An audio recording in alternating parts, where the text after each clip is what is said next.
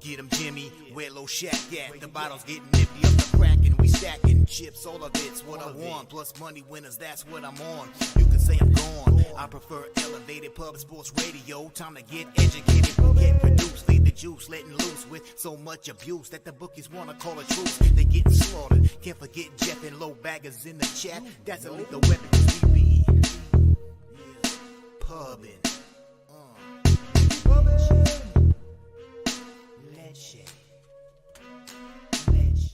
What up, cappers, gamblers, punters, hustlers, low baggers? Happy Thursday, December 7th to all of you.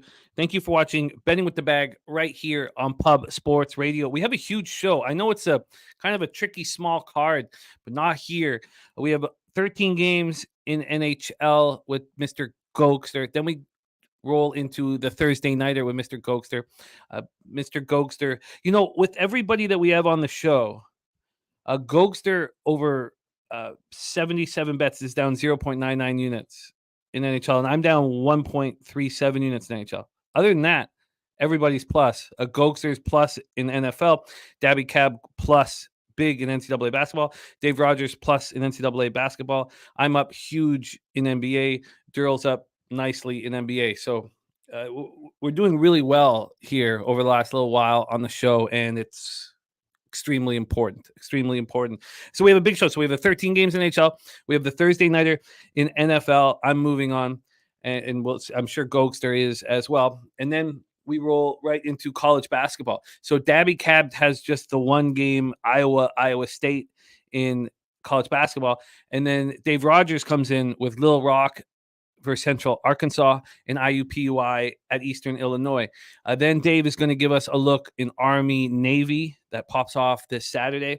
And then we get into the in-season tournament semifinals. So we're packed and locked. We're going to have a lot of action on today's show. So I'm pumped up. Yesterday was my first periods were atrocious. I mean, they were horrible. The Lightning -1 was a great cap. You know, it should have been in back-to-back shutouts. Vasilevsky missed up playing the puck there with 50 seconds left, and it was ugly, but he was very good.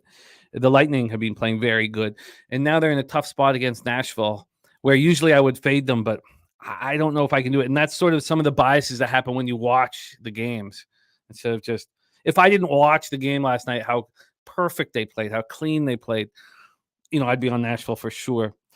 So – 1 and 2 in NHL, and then 2 and 1 in NBA. The Pistons were a horrible look. They ended up, I think, with 18 points in the fourth quarter, but they had 12 points for most of it. It was ugly. Wizards first quarter +4. They won outright in the first quarter. Bulls -4.5 was, you know, too easy. And then the other spots that I was just hesitant, you know, when I was talking about the totals, and I went over how of the 10 home games the Timberwolves had played, only 2 had gone over the number that they'd set for the Spurs game. I mean, that went under by 30 points. So that upset me, you know, not being on that one. And then the other one that got me upset that I didn't, you know, clean up with. By the way, that was a great call by Dutch on. Now he didn't move on it, but his breakdown of the Cavs Magic game saved me from losing on the Magic. And then, you know, my fear about backing Toronto, I wish I had taken the other side and backed Miami.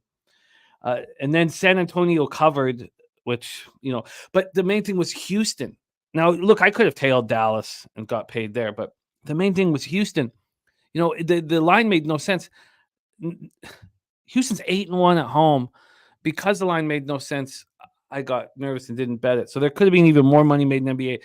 This is the cleanest and the clearest I've seen NBA. And it's not coming in with my own plan. It's just working with you guys and listening to you guys and then setting up the situation, having an expert talk about it.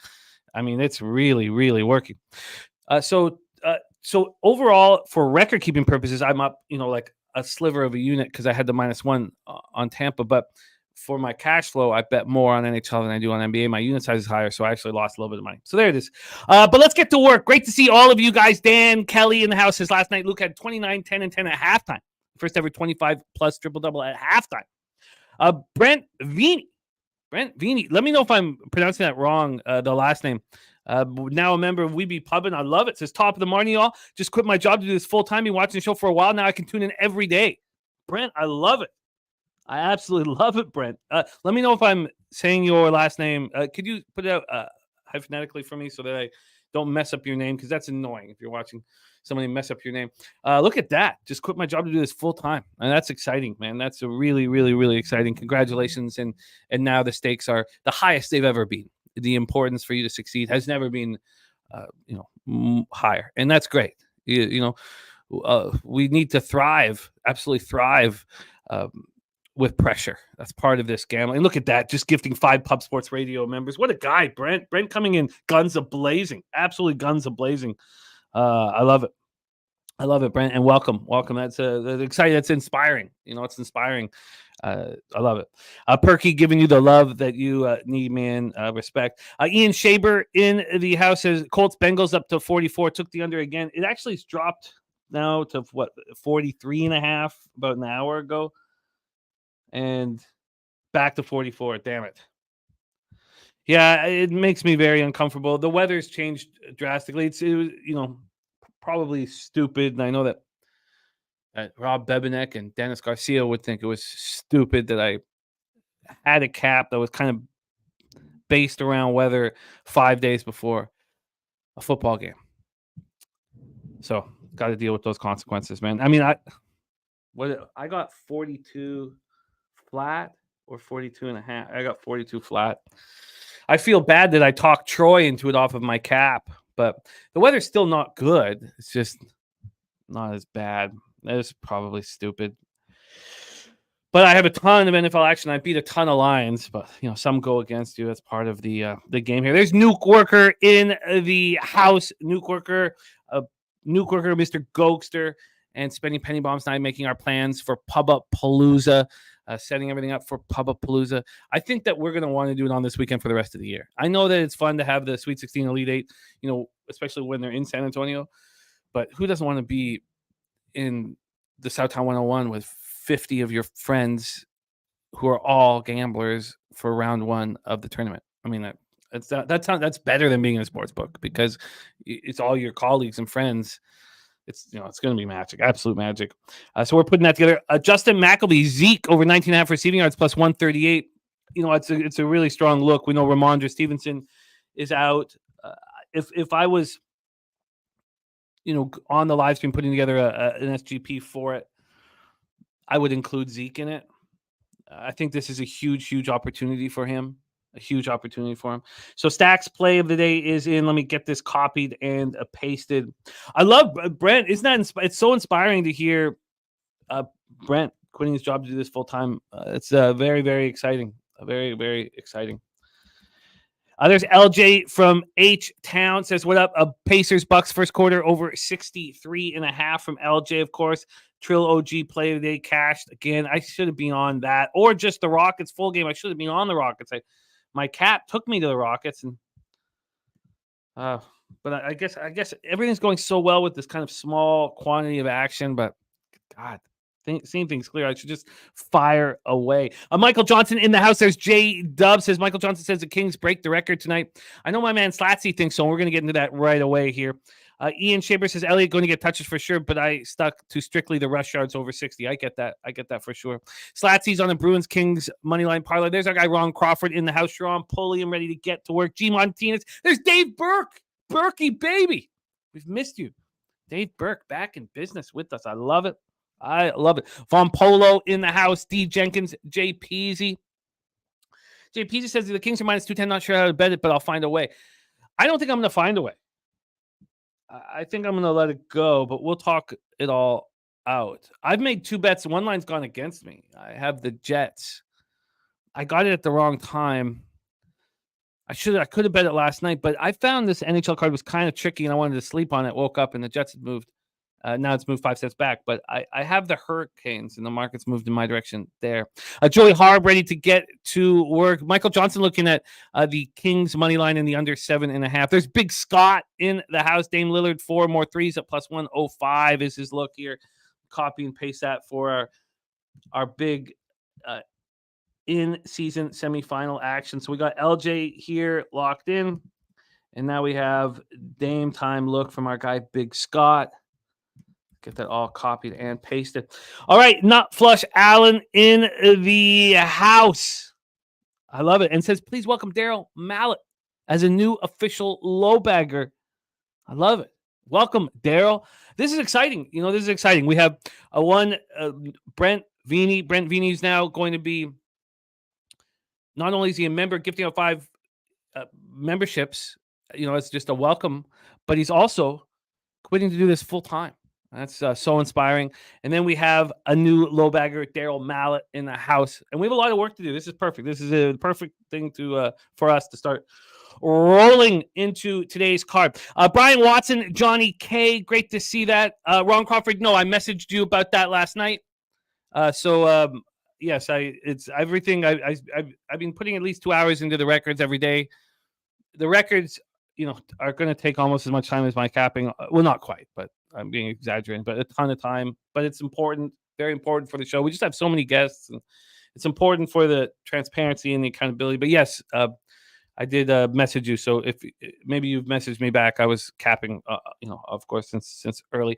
Von Polo Markel Coin in the house says, does my pals plus 1,200 survive another round? Coin, your futures are money in the bank. Philly Eagle Flyer, Cheshire Cat on Kings, team total over 3.5, and Philip Deneau running nice right now. Let me copy and paste that. A lot of people interested to see whether the Kings will break the record for road wins. It's why you'd think that those Habs teams, in the mid to late 70s would have that record, but I guess the ties got in the way of that. Cody Norton says almost all Patriots wide receivers are out or questionable, makes props kind of a tough. Great to see all of you guys. Thank you for joining us. JT Eel, also Real Deal Prime, Dan Kelly, Stimmy OG, Billy Friedrich, Kevin K. Thank you guys for joining us. It is time to. Oh, Brent Vini said it correctly. Beautiful, beautiful, beautiful. All right. Yes, Lucas Ryan, I saw those first period totals mismarked. I hope that doesn't. Well, I mean, he could also. I mean, there's a lot of things that can happen with that. So we'll all be interested to see how that bangs out. When you're dealing with a local, they don't have the kindness and the softness when they make a mistake and you take advantage of it. So I'll be curious to see how that bangs out. All right, let's get to work. Billy Friedrich says New England Patriots are 1-3 this season when allowing 10 or less points. Every other NFL team is 51-0. Oh, I love it. I love it. Okay, let's get to work and bring on your guest here. It's interesting. I go over all these cappers' records all the time, and I think it helps me. I see what they succeed in, see what I think they could change. I don't often tell them what they could change. I mean, there's autonomy in this industry, and you can handle it however you want. Who am I to kind of get in there? But Mr. Gogster, one thing that he's got going for him is real consistency. He actually, at this point, has pretty much the exact same record that he had last year. Almost the exact same ROI, almost the exact same everything. His average line has dipped a little bit down to plus 120 from plus 131 last year, but he's been very consistent, and I really believe in him. I've watched him grow as a capper, and I think that he's going to deliver for us. He's in the black in NFL for us for our Thursday night action. He was top 5 at NFL Pub Hub last year, and he was over 10 units up for a lot of the season in the NHL. He's come back a little bit, but I think he's got a big winning streak in him, and this is the opportunity for him to deliver right now. Please welcome, from the only city I know dirtier than Rochester, Mike Money's Rochester, New York, Belleville, Ontario, the land of limps and neck tats. Please welcome Mr. Gogster to the show. Gogster, how are you, my friend? Doing good, Jimmy. Thanks for that intro. Appreciate it there, guy. I didn't realize that was the same number as last year. That's kind of crazy. So not getting too low, not getting too high, but I'd rather get too high. Everyone knows that. But anyway. Yes, we would like you. But you were crushing it there for a while. The break, I think that 2-week break didn't help. Yeah, it threw me off. Yeah. Yeah. So you were completely rolling and crushing and cashing. And so let's just find that again. Londo's big booty Swedish girlfriend play of the day is the under 133 in Eastern Illinois. We're going to be talking about that game here. We have Dave Rogers breaking that game down. So I will copy and paste that. That's the IUPUI game. Only 5 games of college basketball, but we have cappers betting 3 of them. So we're locked and loaded. BJ has locked in here. Got to hit the road. Best bets are in from him. That's Pacers money line for 3 units and Lakers money line for 3 units. I'm going to copy and paste that. Thank you for sharing that with us, BJ. I love that people make a point, even if they're really busy, to jump in here and deliver the goods. DC Capper in the house. Mr. Gogster, time to get to work. And we have a 13-game slate, so we got to move quickly. And but we are not. This is not good enough for us. Our records right now. You can pop them up, Jose, for our first game because I'll be up there for Sabres Bruins. But this is not good enough. This is not good enough for us. Now you were at a point where it was good enough. We got to get back there. It's not good enough for me. This is a very middling. The other sports are all really coming together. And okay, Ron Crawford, that's great. Okay, I will check it out. Then thank you for doing that.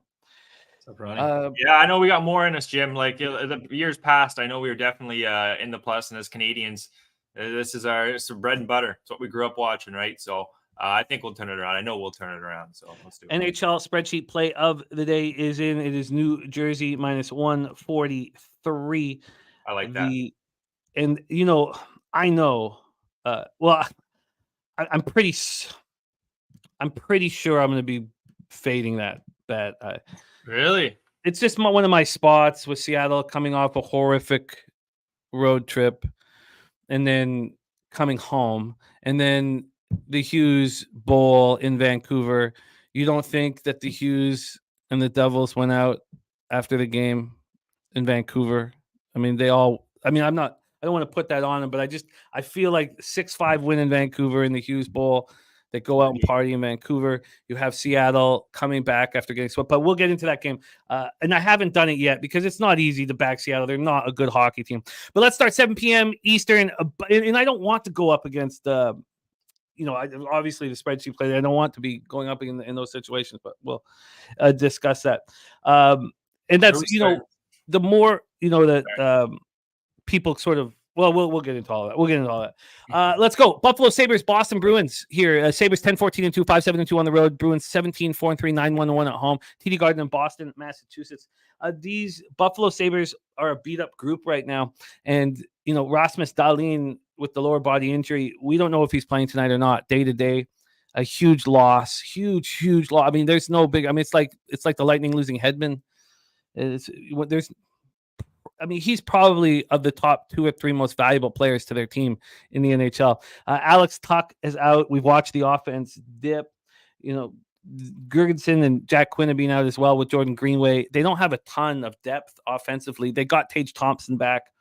They are a beat-up group going up against the Boston Bruins team that is healthy. The only thing is missing is Milan Lucic, and he will be missing forever. We're never going to talk about him again. He's not coming back. Devin Levi, Linus Ullmark. We had side sites with completely different goaltenders throughout today's card. So if I imagine some of these are going to be wrong, but Devin Levi 3-4-1, 3.73 goals against average 8.76. Sabres Sanders Luokkinen is sick, I believe. Something's wrong with him. He's day to day. Yeah, sick. There's a lot of sickness going around the NHL, and that's a real tricky cap. If you just fade a team because they're sick, we know that just doesn't work really well. But we'll get into that. Linus Ullmark, 8-3-1, 2.65 goals against average, 9.18 save percentage. Buffalo power play, 15.8%. It's weak, and with Dahlin out, it's going to be weaker.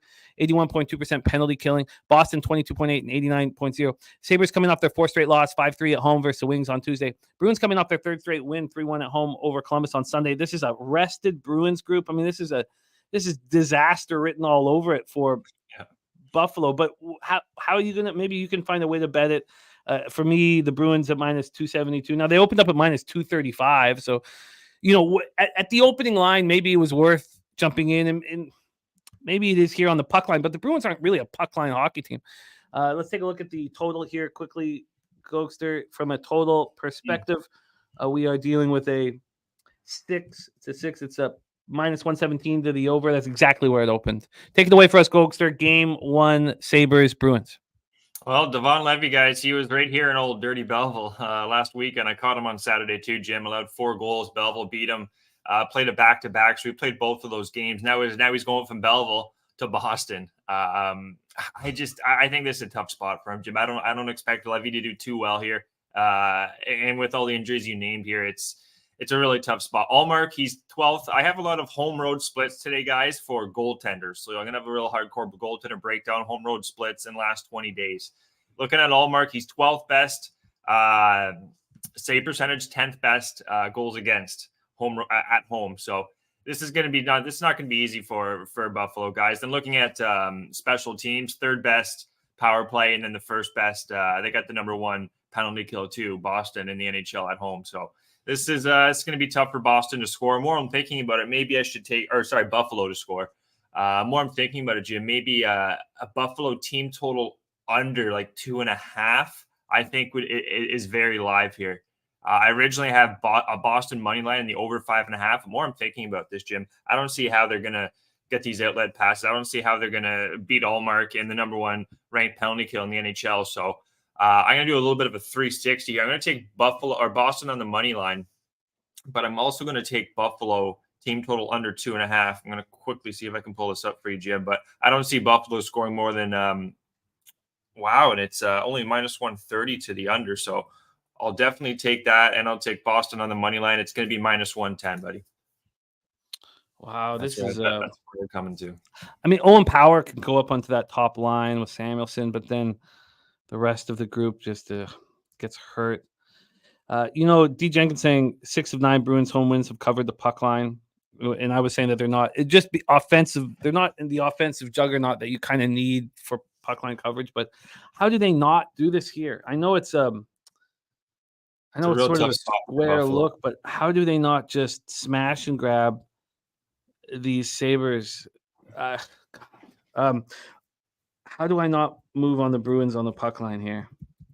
Why do they got Olofsson on the 4th line with this Ryan Johnson and Isaac Rosen? Like, their lines seem all screwed up. They got the young guy Benson still in there on the 2nd line with JJ Patura and Dylan Cousins. Like, they're really young and inexperienced still. Missing your top leader, really, in Darlene. You got the young Levy coming from Belleville into Boston. Heavy snowfall here. I think this is a Boston, and I don't see Buffalo scoring much here, Jim. So I think I have to move on the Bruins on the puck line here. What was your action again for me, Gogster? Sorry, it's a Boston money line. Buffalo team total under 2.5. Tie those together, minus 110. God, I got to do it. Look at that. Razor having a night show tonight. Hey. I would the sickness going all to everyone. My daughter's homesick as well, Razor. It sucks. And Philly Eagle Flyer liking that Sabres team total under. Okay, well, I like it. I have to take the Bruins on the puck line here. This is just God, I don't like doing these, but I don't see how I cannot. And it's minus 105, so it's not like I'm. And I bet you I could get better if I look at Pinnacle. Okay, let's move on. Let's move on to the next spot here. Next up for us, 7 p.m. Eastern, and it's the game that a lot of people want to talk about. Los Angeles Kings, 15-4-3, a perfect 10-0 on the road. At the Montreal Canadiens, 11-11-3, 6-7-1 at home at the Bell Center in Montreal, Quebec. I have Cam Talbot for Samuel Montembeault. Talbot's been a revelation this year. It's wild how some of these veteran goalies can be so spectacular one year after being, trash for a little while. You just gotta get out of Ottawa. That's it. Like a Gustafsson, like a Talbot. But what about he was shit in Minnesota? Yeah. But, I got Gustafsson and Talbot, both of them in Ottawa. And then I'm bringing up Ottawa right now, but even Korpisalo, he was all right there like Kings. He's in Ottawa now. That guy can't save a puck to save his life. In Real Deal Prime's talking about that Buffalo spot, saying sometimes the obvious doesn't pull through. Look, I get it. It's just Granato's on the hot seat too, Jim. I don't know if you some of these interviews from him, pressers. He doesn't look too comfortable. He's on the hot seat too, I think, Dan Granato. But let's talk about this Kings Habs spot here. Montembeault playing well, 6-3-1, 2.66 goals against average, 913 save percentage. Kings power play just 19.2%, but that penalty killing thing of beauty, 88.4%. A great job, Truth Teller. Montreal, 17.8% power play, 73.4% penalty killing. Kings coming off their second straight win with a 4-3 overtime victory over the Blue Jackets to tie the NHL record, with the 10 straight road wins. They were down 3-0 going into the third period. They tied it up in 6 minutes and 38 seconds. Habs snapped their 2-game losing streak with a 4-2 win at home over the Kraken on Monday. This is the final game of a 4-game homestand for the Habs. And, how long ago was it when the Kings absolutely destroyed the Habs 4-0? This is I guess the magic is in my head when they were trying to get their franchise record winning streak. I knew it gets tougher right around here, right around these numbers, right around when you're about to crack it. And so we bet Washington in that last home game for the Magic, when they tied their franchise record. They barely beat Washington, beat them by 5 points. And then I meant to fade. I'd forgotten to fade them on Saturday in Brooklyn, but they lost by 28 points. It's just not a slam dunk here for me with the pressure on them. The Habs knowing that they just got destroyed by the Kings. It doesn't appeal to me. It really doesn't appeal to me. This total opened up at 6, jumped up to 6.5, dropped to 6, 6.5, 6. It's now back at 6.5. I don't see how the Habs are going to want to play in a back and forth shootout, but they do have more speed than the Kings. They're so much smaller. Slotty says Deneau and Dubois from Montreal. They show up here. Last game they played LA 4-0, dominated them so bad. Look at the depth at center versus the Habs. Yeah. They're a much better hockey team. I agree with that. But I just think that destruction, that dominance is fresh in the Habs' memories, and they know that they can stop a streak right now. This is, I love that you guys are moving on it. Cheshire Cat's giving us a Kings team total over 3.5 and Deneau a point and any time goal. I'm not going to. I'm going to stop on this. And Real Deal Prime says LA too big, too strong up the middle. Yeah, I mean, that's why we have all our futures all over them. They're going to be extremely tough to beat. But take it away for us, Gogster. I'm not moving on this hockey game. Kings Habs.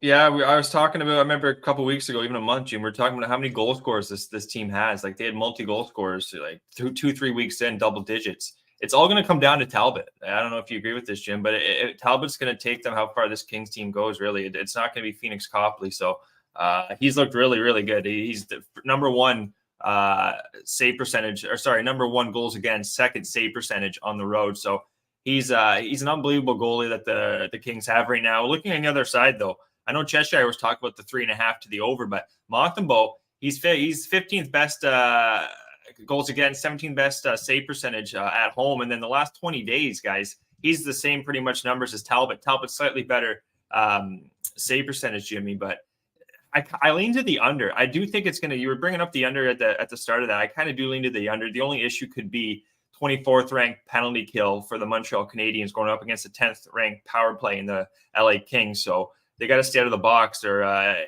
it's going to be tough, I think, for Montreal to get this win. And then, like our guy brought up in the chat, Slatsy, you got two French guys there, French-born players in Dubois and Deneau. So I'm going to take LA Kings guys in regulation here. I don't see Montreal having enough firepower here just to keep up with them.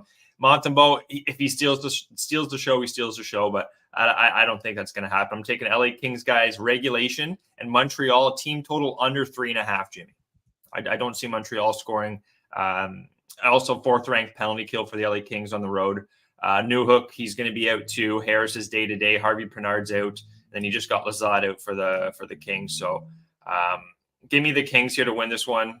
They've won the last 5 meetings too against the Montreal Canadiens. I don't think it's going to change. And what's the number you got for Kings in regulation and Montreal team total under 3.5? My apologies. Minus 105. That's going to be minus 105. It's 105. All right. Good luck, you guys. I get it. I completely get it. But this is just, I don't find it appealing. Let's move on to 7 p.m. Eastern. Toronto Maple Leafs 12-6-4, 5-2-3 on the road. The Ottawa Senators 10-10-0, 8-7-0 at home. Canadian Tire Center in Ottawa, Ontario. I have Joseph Wall, 8-5-1, 2.82 goals against average, 9.15 save percentage. No shutouts against Jonas Korpisalo, 5-6-0, 3.4. Corky's out. It's Forsberg's going to be in. I had that initially, but left wing lock, daily fans, the daily lineup, whatever, were different. Korpisalo out, and Tom Forsberg in. Thank you. Toronto power play 24.2%, penalty killing 79.2%. Ottawa power play 17.7%, penalty killing 73.5%. Let's get into the line history here for this one. And, if you just, and I say this every year, if you just blindly bet the Senators against the Leafs every opportunity you get, you'd be way, way up. And every time these two teams meet, I can see why people back the Leafs. Like, I get it. This total opened up at 6.5. It wasn't even that juiced to the over. And then it became heavily juiced to the over, so much so that there's a lot of sevens on the board. And to go under the sevens, only minus 127, which is wild. It's not very expensive to go under it. From a money line standpoint here, we have Ottawa at plus 113. They opened up at plus 122. So there's been about a 7-8 cent move towards them. The Leafs are a really well-rested group. They had their modest 2-game losing streak snapped in a tough 4-3 overtime loss at home versus the Bruins on Saturday night. So they haven't played since Saturday night. My expectation that those teams who hadn't played in a long time would start out a little slow, that blew up in my face last night with those first period losses. Sens coming off their second straight win. Very impressive 6-2 victory at home over the Rangers on Tuesday night. This is the final game of the 3-game homestand. And I would like to back them here. But I don't know if I can. Take it away for us here, Gogster, Leafs, Senators. Yeah. I love taking my Sens, Jim, even though I got a Leafs. You can tell I live right in between Ottawa and Toronto, so I'm kind of divided. But in this game here, guys, I really think just Ottawa, Jim, they play so desperate. They played desperate hockey this whole damn season with DJ Smith. Last game, they kind of on the hot seat after losing, boom, they win 6-2. I'm not going to be surprised they're going to lose this game, guys. Forsberg's going. That's going to help them a little bit here. His numbers are better than Korpisalo's, but still 46th, 37th ranked, 45th, 52nd. That's home road last 20 days. And listen to this: Wall on the road, Jimmy, second best save percentage. Second best goals against, third best save percentage on the road. So Wall's been a money goaltender, and that's still. It's going to be without Giordano, Klingberg out for the year. And then Lindgren, he's close to returning. He's been skating, which is good for Toronto. They're off the rest too. This Senators team, Jim, I can't trust them right now. I'm going to go with Toronto here on the money line. It's minus 125. Shots on goal.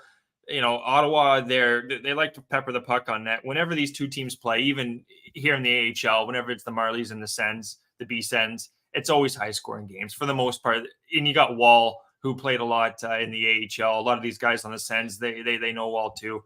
I'm going to go with more of a gut play, you could say, here, Jim. I really like the numbers from Wall, though. I think Wall should have a good game here.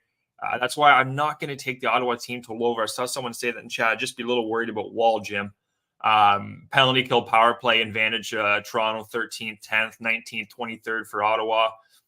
I'm going to take Toronto on the money line. Well-rested team, and I think Ottawa is just too Jekyll and Hyde this year. They really are. They got Forsberg going, which is okay, but Shabbat's also not in the lineup now, which is another thing I didn't bring up, which is going to hurt them. So give me a Toronto guys money line, minus 125. Toronto money line minus 125. I guess I've got to stay off. Do you want Ottawa after a 6-2 victory? No, 100% no. 100% no. And Slatsy had a good point here. Jacques Martin got hired as an advisor, so he's kind of I agree with that sense. It could be the kiss of death for DJ. They're just so inconsistent, Jim. And they said that in the first month after being inconsistent, he said 500 is okay for the first month.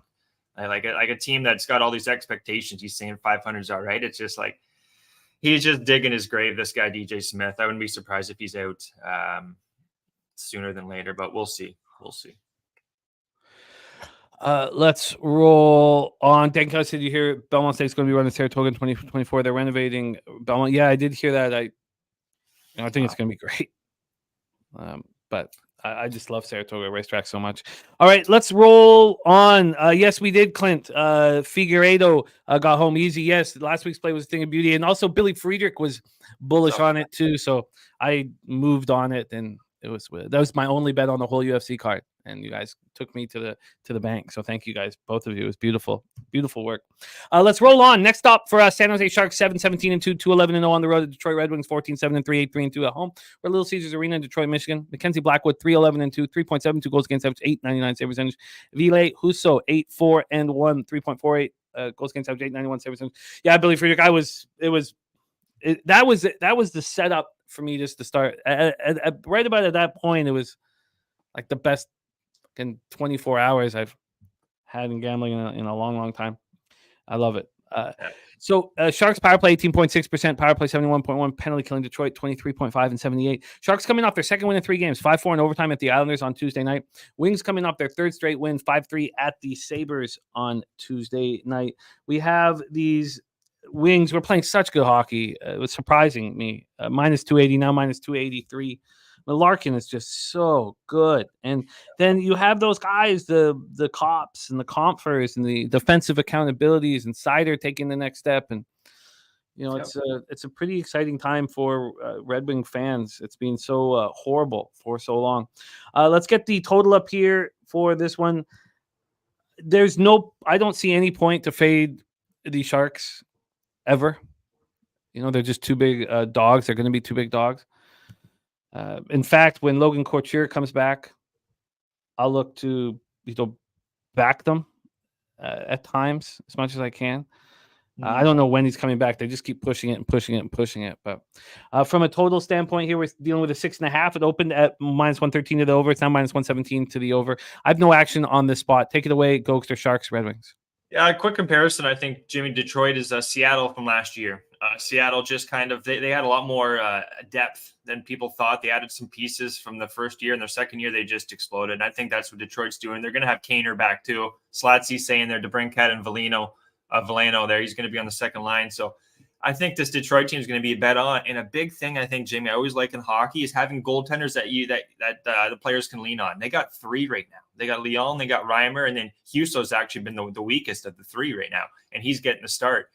Quick numbers on Husso, guys. He's where's he here? He's home road splits really poor, 61st, 66th, but last 20 days he's 25th and 37th. That's goals against and save percentage. And then Blackwood, he's doing the best he can, I think, with the defense he has in front of him.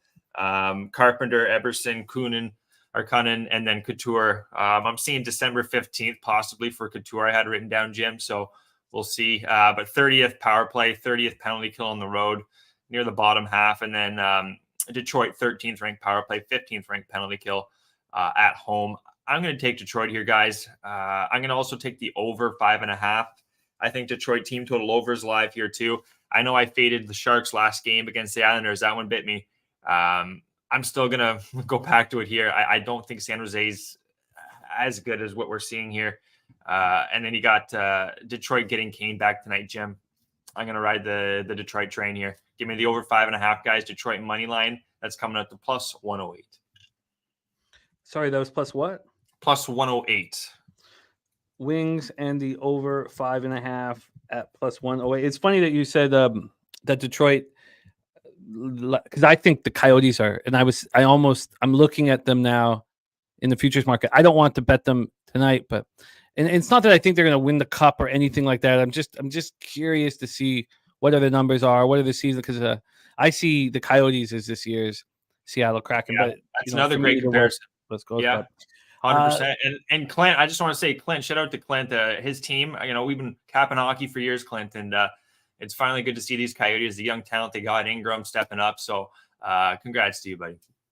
Yeah, it's been a long time coming, and I wish they weren't in the NHL. 7:30 p.m. Eastern, the Columbus Blue Jackets. Now, they did get the land for the stadium, so how long are we going to have to wait for that? Kind of like the 4,000 anyway. But he did fight the good fight. Fight. Kent Davies, we have not yet. But we will be doing that very soon. Very, very soon. 7 to 12 years, Billy Friedrich says we got to watch him in this 5,000-seat arena. That's ridiculous. But I like it, and I'll copy and paste all of your thoughts here, Kent. But let's move. Columbus Blue Jackets 8-14-5, 2-7-3 on the road at New York Islanders, 10-7, 7-4-3-5 at home, UBS Arena in Elmont, New York.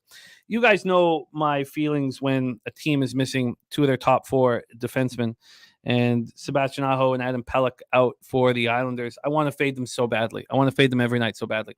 And you guys also know my feeling on the Blue Jackets. They are bet on. They're a bet-on hockey team. Bet on them as much as you can.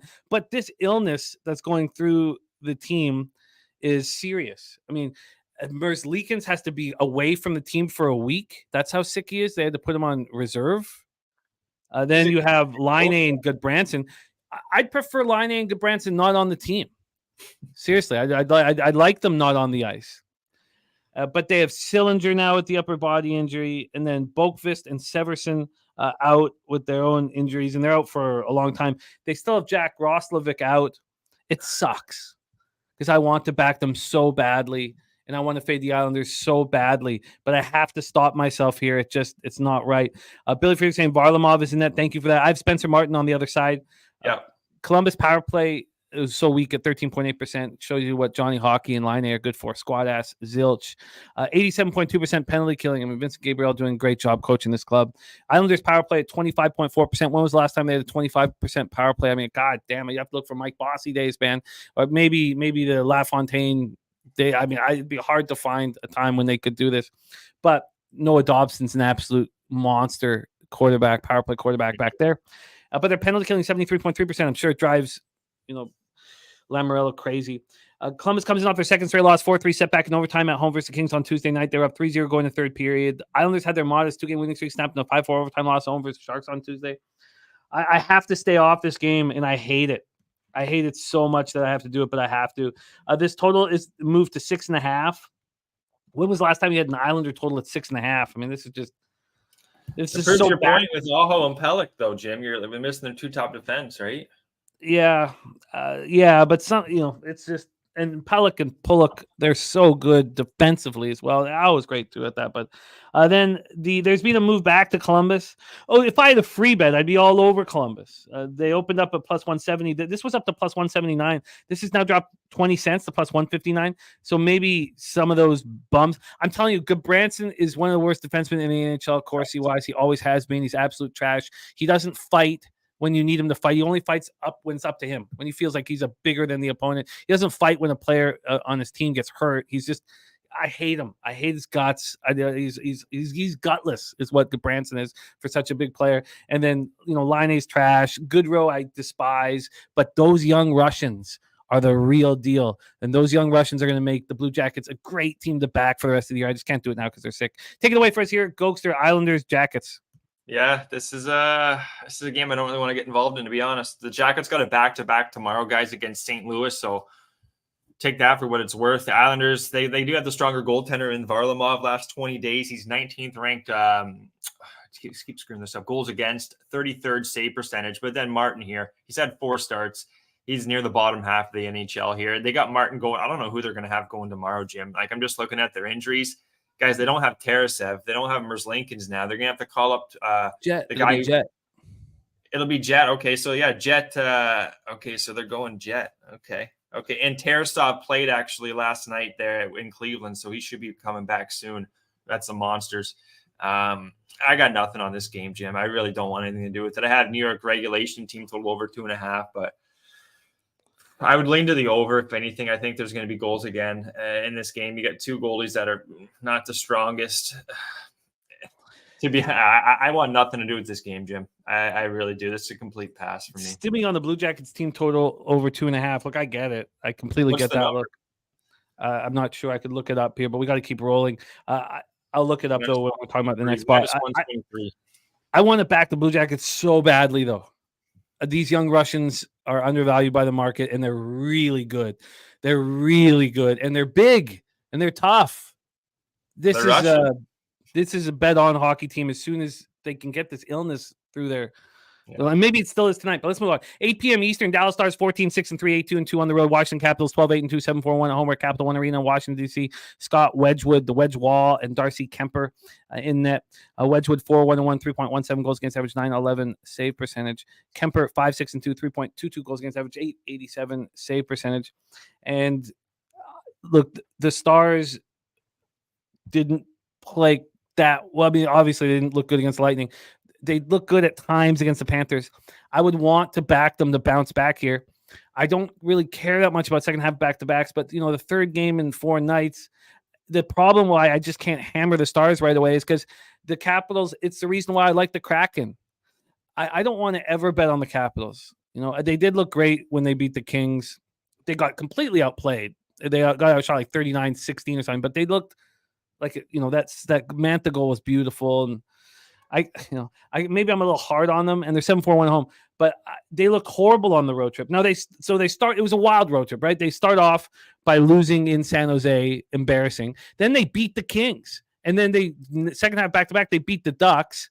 And then they lose 4-1 at Vegas on Saturday and then lose 6-0 to Arizona on Monday. It's got to be a bounce-back spot for them. And so I ended up having to stay off of this spot, which I would prefer not having done. Dallas opening up at -146 or not -140. I hate that I have to stay off of the spot, but I just can't. You see who's a net for Washington, Jim? Sorry, who is? You see Lindgren, Charlie. Oh, really, Charlie? Well, Charlie's looked good, really good at times. So I don't think Kemper's the guy, anyways. But the under 6 has not moved. -116, -117. Take it away, Gogster. Stars, Capitals. Yeah, this game here with Wedgwood going in the back-to-back, third game, 4 nights too. It's going to be a stay off. I only got 2 games I'm not on. It just happens to be back-to-back here. Sagan's also day-to-day. I don't know if anyone else caught that, but I just saw Jimmy Sagan day-to-day. Who wants him out there? I don't want him out there. Fucking bum, man. Untrustworthy. What a waste of talent. Of talent. Tyler Sagan there. But Oshie, our guy, Oshie, he's going to be out still. Backstrom, Pacioretty, he's been nowhere. Wedgwood, Lindgren, give your advantage to Lindgren here in net. You got a desperate team, as Jimmy was saying, with the Capitals, but 25th ranked with shots on goal at home. They don't pepper the puck enough. It's a stay off. I could see this game going 6, 7, 8 different ways. So not a game I think you want to have your money on. I think by the end of this next breakdown, Lightning at Nashville Predators, I'll have the confidence to move on the Predators. I know why I don't.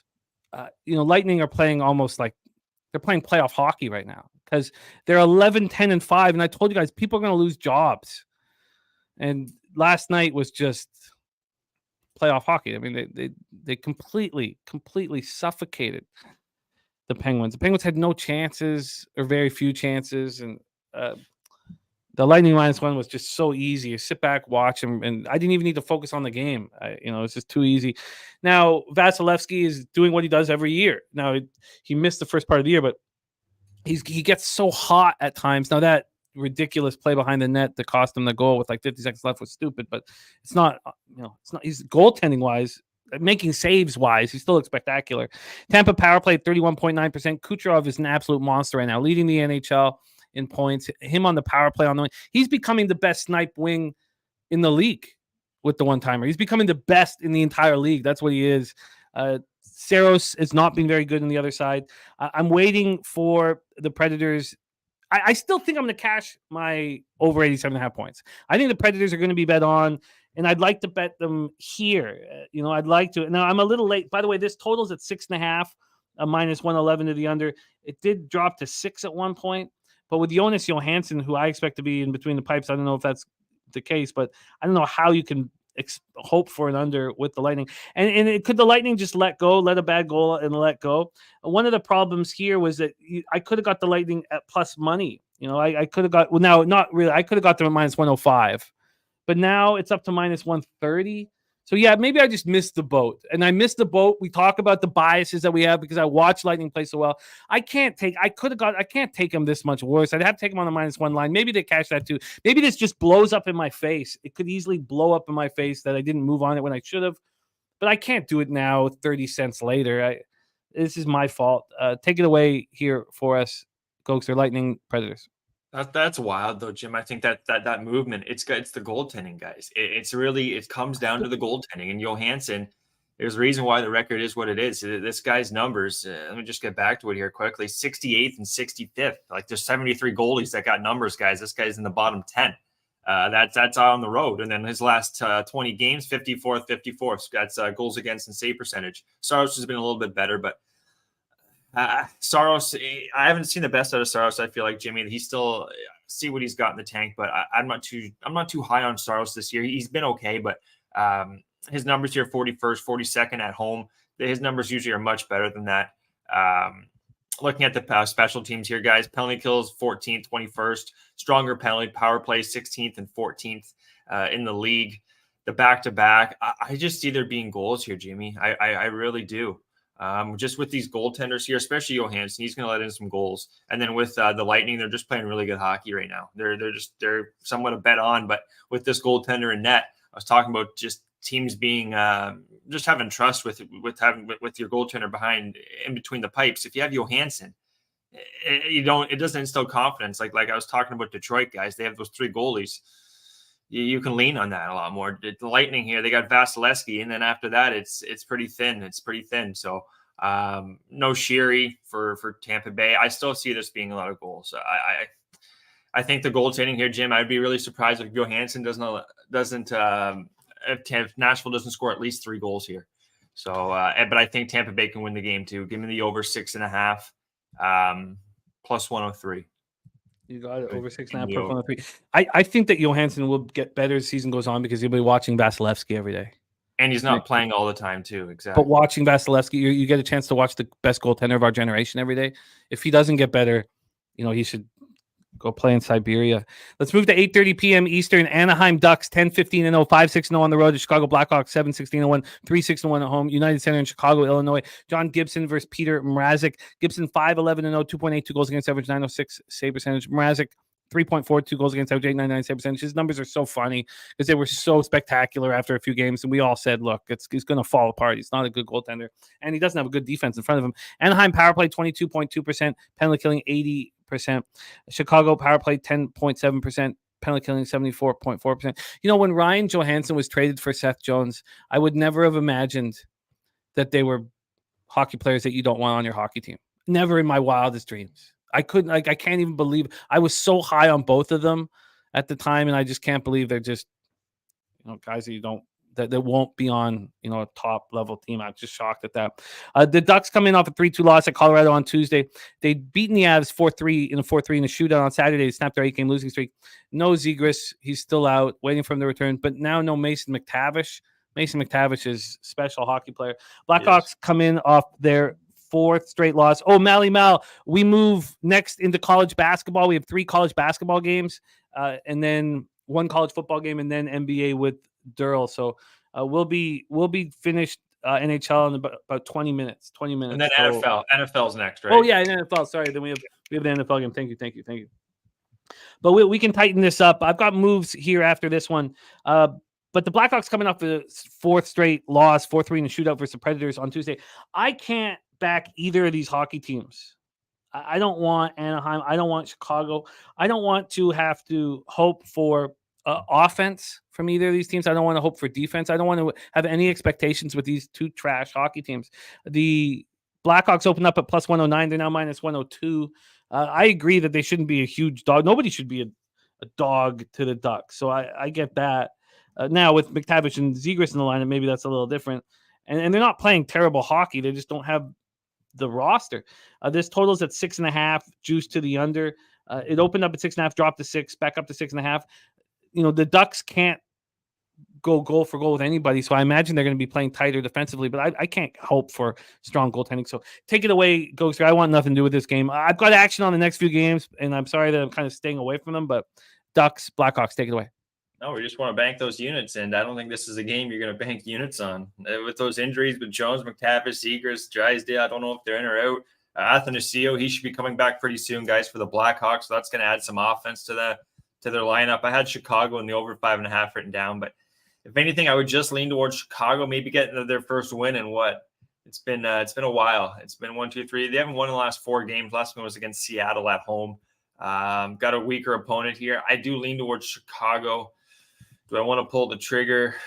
I kind of do it. You know what I would maybe do here, guys? Look for Bedard to he's going to be the best player on the ice, and I don't think it's going to be close. So look for Bedard to have overshots, maybe get a point here, a goal, something with Bedard, Jim. I think Bedard's going to have a good showing here with a weak opponent here in the Ducks and a lot of injuries. Yeah, I don't find it appealing at all here at all. Let's move on to the next spot on the board here. And I did move on the Winnipeg Jets. Now, Cale Makar and Andrew Cogliano were on the ice Wednesday for an optional practice. Bednar said that they both could possibly return to the ice. And Bowen Byram's trying to come back, as well. And maybe Makar does come back, and maybe that's part of this line move. I'm not sure what's going to happen. And I should have moved on Winnipeg as soon as this line came out. And I don't know why exactly I didn't, but this laundry list of issues, and they expect to have Nichushkin back from the illness. Cogliano, as I said, been skating. Lehkonen out until at least. Oh, we're not. I mean, he could be back soon. Bowen Byram could be back soon. Could be back tonight. Gerard, in rehab. So but this is a bet on Winnipeg. It's a bet on Winnipeg. I just agree. truly believe in this hockey team. They've also played the 7 straight unders. And what does that tell you? They're playing tight, accountable hockey. And also, I'm not going to just hammer the under just because they played 7 straight. I always fear being late to the party. But Hellebuck is playing great. This Jets team is playing strong. I believe in them. And I don't know what the hell is happening with the Avalanche's roster, right now. But this total is at 6. I spent a long time looking at the under. It opened up minus 104 to the under. It's now minus 109 to the under. A free bet, I definitely play the under. But I want the Jets here at plus money off of a 2-game winning streak. Right now, it's at plus 118 at Pinnacle. I should have got a better number. It opened up at plus 145. Can you believe that? God damn. Wow. Now that was at 4:54 a.m. So, but I could have got an okay line at Bet365. Unfortunate, but I'm on the Jets here. Winnipeg Jets on the money line for me. Take it away. And plus 118. This has moved slightly back at some books. Like I could, if I bet it right now, I'd get a better number than I got. Now, not at Pinnacle, but at Bet365, they had it moved to plus 120. Take it away, Gogster. Jets Avalanche. Yeah, how the hell don't the Jets win this game, Jim? Like straight up, like this is the time to beat it. No Byron and Chushkin, he could be back. Cogliano, Makar, you said all those injuries. It's a laundry list, and it literally is a laundry list. Hellebuck, he's been solid, 4th best save percentage goals against last 20 games, and you got a team that can't score too. Short and sweet. We're taking Winnipeg with you, Jimmy, and I'm taking the under 7.5. I don't see this game getting too high scoring. Plus 180 you can get on that one. So that's going to be the big price of the day there, guys. Winnipeg money line and the under 7.5. Agree with Jimmy, everything he said. You got 2 top goalies too with Gorgiev and net, and then there's just not enough offense, I think, here. The second line's got Ross Colton. It's got Rantanen, and it's got this Oscar Olausson. I'm not even sure who the hell he is. I had to watch more Colorado Eagle games. But they don't have enough offense here to beat a team that's been to 6 straight unders. Not going to happen. So give me Winnipeg money line, Jim, and the under 7.5 plus 180 with it. And Philly Eagle Flyer is on the draw in the MLS Championship on Saturday. The draw at plus 240 for Philly Eagle Flyer. Thank you for sharing that with us. Let's move on to 9 p.m. Eastern. Carolina Hurricanes at Calgary Flames. Troy Torrance has just sat down in his home office for the first time in 5 days. Goddamn, it feels good. Let's talk Hurricanes Flames. And your perfect timing, Troy, because we getting into the Thursday nighter here in a second. But Hurricanes Flames. So are the Hurricanes really just going to get dominated in this Canadian trip? Did you see that game, Jim, though, against Edmonton? I was on the Hurricanes first period, and 2 goals were scored in the first 45 seconds against the Hurricanes. It was awful. Yeah. Is Rod Brindamore going to allow this Hurricanes team to just not show up on this Canadian road trip? I just look, I don't believe it.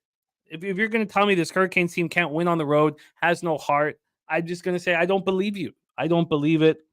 I wanted Ranta in net last night. I wanted him in net last night. It was Kochetkov. He was. I thought it was Kochetkov. Kochetkov was in, Jim, until the third goal was allowed about 10 minutes in. They allowed 3, and then Ranta came in for the rest of the game. So Kochetkov is going to probably go tonight. No, you don't you go right back to Ranta. Okay. It's all Kochetkov's fault. You go right back to Ranta. He had a horrible start. He was drunk or something. I don't know. No, sleep deprived. Something was wrong with Kochetkov at the start of that game. But yeah, Jim, he got pulled and Ranta came in, and because I was Ranta's coming off a great game. Finally had a great game. Look, I took the Hurricanes on the -1 line tonight. Yeah. I'm just not going to. They've been outscored 8-2 in these losses versus Edmonton and Winnipeg. Rod Brindamore is not going to allow this complacency. They just got destroyed. You guys know that I have a special hate for the Calgary Flames. A special hate in my heart for the Flames, and it clouds my judgment sometimes. But is it going to be Dustin Wolf? Because it's not going to be Markstrom. Dustin Wolf is they're hoping he's the next guy here for the Flames. They're coming up their second straight loss 5-2 at home over the Wild on Tuesday. I like to bet the Flames after they win a game, not after they've lost 2 straight. But I just can't comprehend here that the Carolina's not going to show up. I just can't do it. This is finally a line move that I did beat. This is now minus 130 for Carolina. Now, it opened up minus 124, but when I got in on the minus one, I got a pretty nice number, plus 138. Yeah. So look, I'm on Carolina here. Rob Brindamore is just not going to allow this. Now, but it's not a perfect situation because Calgary has lost twice in a row and they're at home waiting. But this team's got to step up. And you know what? Maybe I add Hurricanes first period. Maybe I should add Hurricanes first period and then have a real double up and not just have the minus one as my score. Maybe I should do that if I don't feel like I have enough action. Maybe. But take it away, Ghost, or tell me your thoughts on the spot. Yeah, the goaltending was crazy last night. So 6-3. So Pytor was in, allowed 3 goals on 6 shots. Ranta came in, allowed 3 goals on 28 shots. Now, who's going to go tonight? I guess, yeah, I could see it going back to Ranta. I'm not too sure. Not 100% confirmed on that yet, though, guys. And then Dan Vladar is who I have expected here. He's been 25th ranked goals against, 29th save percentage at home. So he's been an okay goalie, but how bad and how sleepy. And then even an interview they had on the bench from Brindamore, he wanted to kill somebody, Jim. Like, he was fierce. He couldn't even look at, I think it was Panger doing the interview. Couldn't even look at him. I think they're going to come out guns a-blazing to start, but that's not to say that Ranto or Pytor are going to be having a solid start. With the back-to-back, I don't trust their goaltending right now, Jim. But their offense, top offense in the NHL, in my opinion, completely healthy too now. The Hurricanes just missing their goalie Anderson, their number one. I'm going first period, both teams to score. I think we're going to see goals early here in this game. I do see Carolina scoring. I just think the Flames are going to match them, Jim. So both teams to score first period, going to be the first period, both teams to score on the card, plus 155. And I'm doubling up with the over. I know the over is moved. It was minus 109 to 6. Over 6 was minus 109 last night. I was looking at now minus 124 to the over 6. So money's been coming, I believe, on the over as well. So I'm going to take the full game over now, minus 124 still. I don't mind the 6.5 too, guys. I just think this is going to be a back and forth battle, at least 4-3 kind of game. I would, yeah. If that market move hadn't happened, I'd be betting the under, but I can't. I think the Hurricanes are going to play tough hockey, but maybe my double up will be fine. Just take the first period. Ghoster over 6.5. And what was that at? That was at over 6. Sorry, Jim. I'm just taking the over 6, and it's going to be minus 124. Minus 124. And then what was your other? The first period, both teams to score at plus 155. All right. I'm on the Hurricanes minus 1 and plus 138, and I'm going to add the Hurricanes first period. I'm going to double down here. I don't have much NHL action on this huge card, so I'm going to double down. Let's move on to the next spot on the board. 9 p.m. Eastern, Philadelphia Flyers 13-10-2, 7-4-1 on the road at the Arizona Coyotes, 13-9-2, 8-4-0 at home, Mullet Arena in Tempe, Arizona. Carter Hart versus Connor Ingram. Connor Ingram, spectacular. 11-3-0, 2.23 goals against average, 930 save percentage, 2 shutouts. I love seeing it. Carter Hart, 2.55 goals against average, 913 save percentage. Philadelphia power play struggling at 12.2%, penalty killing 85.4%. Arizona power play 26.8%, penalty killing 81.2%. It's a really funny spot here. You guys know I believe that the Flyers are. I believe both teams are way overvalued in the marketplace. Let me start there, both of them. And I don't want Arizona after a 6-0 victory, but there is stuff to like about where Arizona is. The final game, 5-game homestand. And they're playing really good hockey. They've swept the homestand, but I don't want them after a 6-0 game. This total, by the way, opened up at 6 minus 112 to the over, 10 minus 105 to the over, 7-cent move to the under. And then I think that I want to fade the Flyers as much as possible, but I'd like to back them here against an Arizona team that's, won all these games in a row and just won 6-0. The problem is how are the Flyers not plus 130 or 40? This is crazy to me. Absolutely crazy. Arizona sitting here at minus 106. That just makes no sense. Philadelphia opened up at plus 102 and moving to minus 104 when I think they should be plus 125 or 130. It's just nuts. It's absolutely nuts. Clint saying Ingram's a brick wall. Yotes are hungry and playing their ass off. I'm worried about letdown after the cup run that they just went on. Yeah, I get it. It's kept me off this game when I do think it'd probably be a fun game from a gambling standpoint. Take it away, Ghoster. What's your move, Flyers, Coyotes? I think these day-to-day injuries with Dursey, Hayton, Boyd, McBain, Dermott, they got some injuries still. I know they've been performing, but I think the letdown is going to be real here. Ingram's still been one of the best goalies, top 10 goalie in all the stats I'm looking at right now. Even their power play penalty kill right now, Arizona, you don't usually see this, 10th and 11th. And then looking at the power play, for the Philadelphia Flyers, 32nd. They're dead last. They don't score on the power play. So it's got to be 5-on-5 for this team. bit of a leap of, I wouldn't say leap of faith. I think Philadelphia is going to win this game, Jim. I think they're going to get him in a bit of a spot here. Completely healthy, too. You're just missing Noah Cates for the Flyers. 6th ranked penalty kill, so they're not going to allow Arizona to do much. I think this is a Philadelphia money line, guys, and I'm even going to take the under 7.5. I'm going to push it up a little bit, going to get plus 150, Jimmy. I don't see this game being high scoring, and I think this is a spot for the Flyers, who actually have, guys, 8th shots on goal. They're ranked 8th in the NHL on the road for shots on goal, surprisingly. So they definitely do actually they shoot the puck enough. So I think they're going to maybe just get Arizona a bit of a spot here, like our guy Clint was saying with their cup run. The teams they played performed unbelievably, probably best I've seen in a long time. But anyways, the injuries, guys, with Arizona and the Flyers here, good defensive team, and a lot of pucks on net. I think they're gonna get rewarded here with a win. Philadelphia money line, Jim, under 7.5 plus 150. Plus one what? Plus 150. Plus 150. That's Flyers money line and the under 7.5 for Mr. Gogster. Unfortunately, I've got to stay off that spot. Let's move on to 10 p.m. Eastern. Just 2 games left before we get into the NFL game. I've moved on the NFL game. So is Troy Torrance. We're going to hear Gogster's action there. 10 p.m. Eastern. Minnesota Wild 9-10-4, 4-6-2 on the road at the Vancouver Canucks. 16-9-1, 8-3-1 at home. We're at Rogers Arena in Vancouver, BC. Marc-Andre Fleury versus Thatcher Demko. The Tocchet bump is over, and every year at the beginning of the year for a Rick Tocchet coach team, they're going to be in the best shape of their lives. He demands accountability. They're going to be the best team in the league off the first 10 games. They're going to be in way much better shape than everybody else. And then that bump will go away.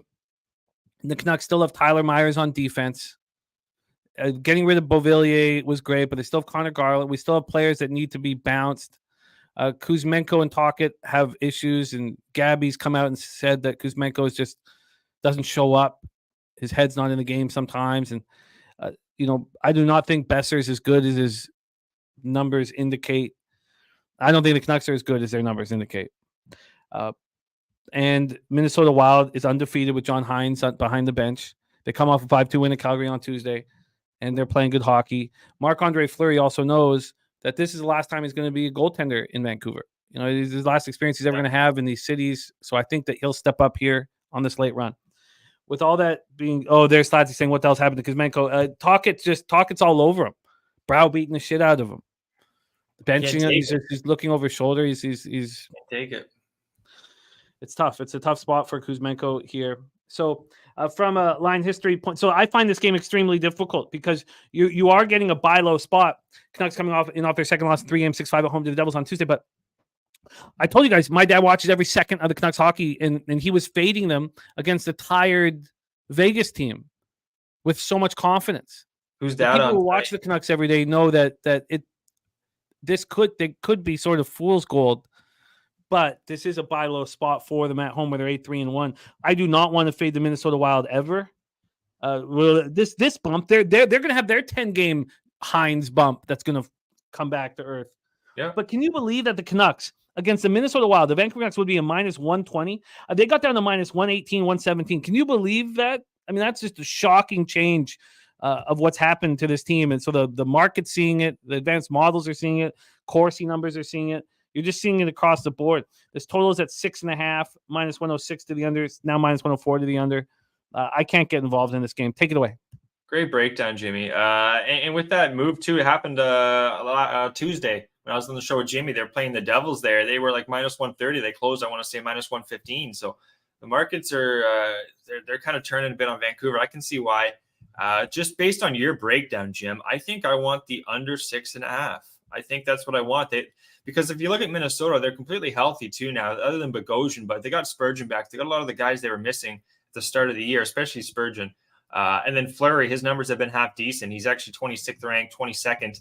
That's goals against save percentage on the road. And then Demko, he's top goalie at home, coming off that huge 6-5 game from Vancouver. I think we're gonna have a lower scoring game here, and with the accountability from Hines there for Minnesota. It's also a back-to-back for Minnesota too, Jim. They're playing Edmonton tomorrow, so I don't think they're going to want this game getting too high up there scoring-wise, and especially after that 6 goals. I don't see Vancouver allowing that many in this game. I'm going to take the under 6.5, minus 109. I'm seeing best number I can find right now, Jim. I like it. The power play is not scoring either right now, down to 27.4% on the year. Their penalty killing. Both penalty killings are really weak, but we can expect Hines and the wild bump to continue. I'm just off. I'm off. Fleury's been. Sorry, Jim. Just Fleury's been decent. I'm looking at his numbers, like 26th, 2 and 17th goals against save percentage in his last 2 to 3 weeks.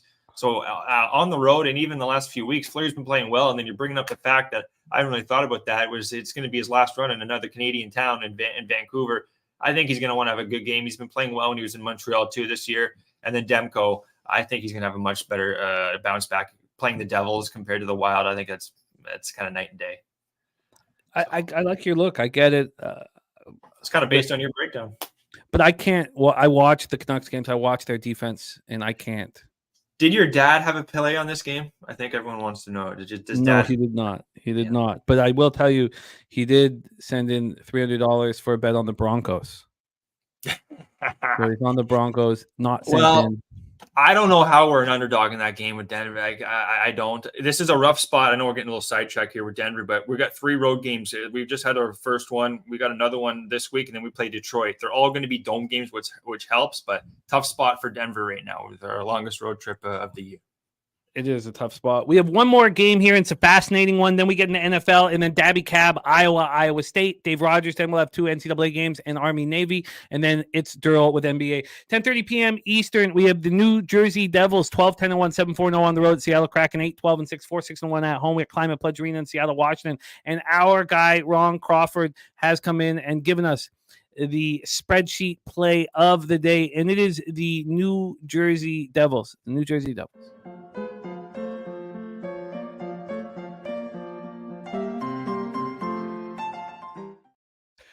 Now, I completely understand why this spreadsheet play today. I get it. I completely get it. And Ron's a numbers guy, and if you break down these numbers, this is your best advantage. But, my mom was a shrink, and I look at it and it brings me a lot of joy looking at these spots from a psychological factor. And from that factor, the Kraken just got swept on a road trip. They're 8-12-6 on the year, 4-6-1 at home.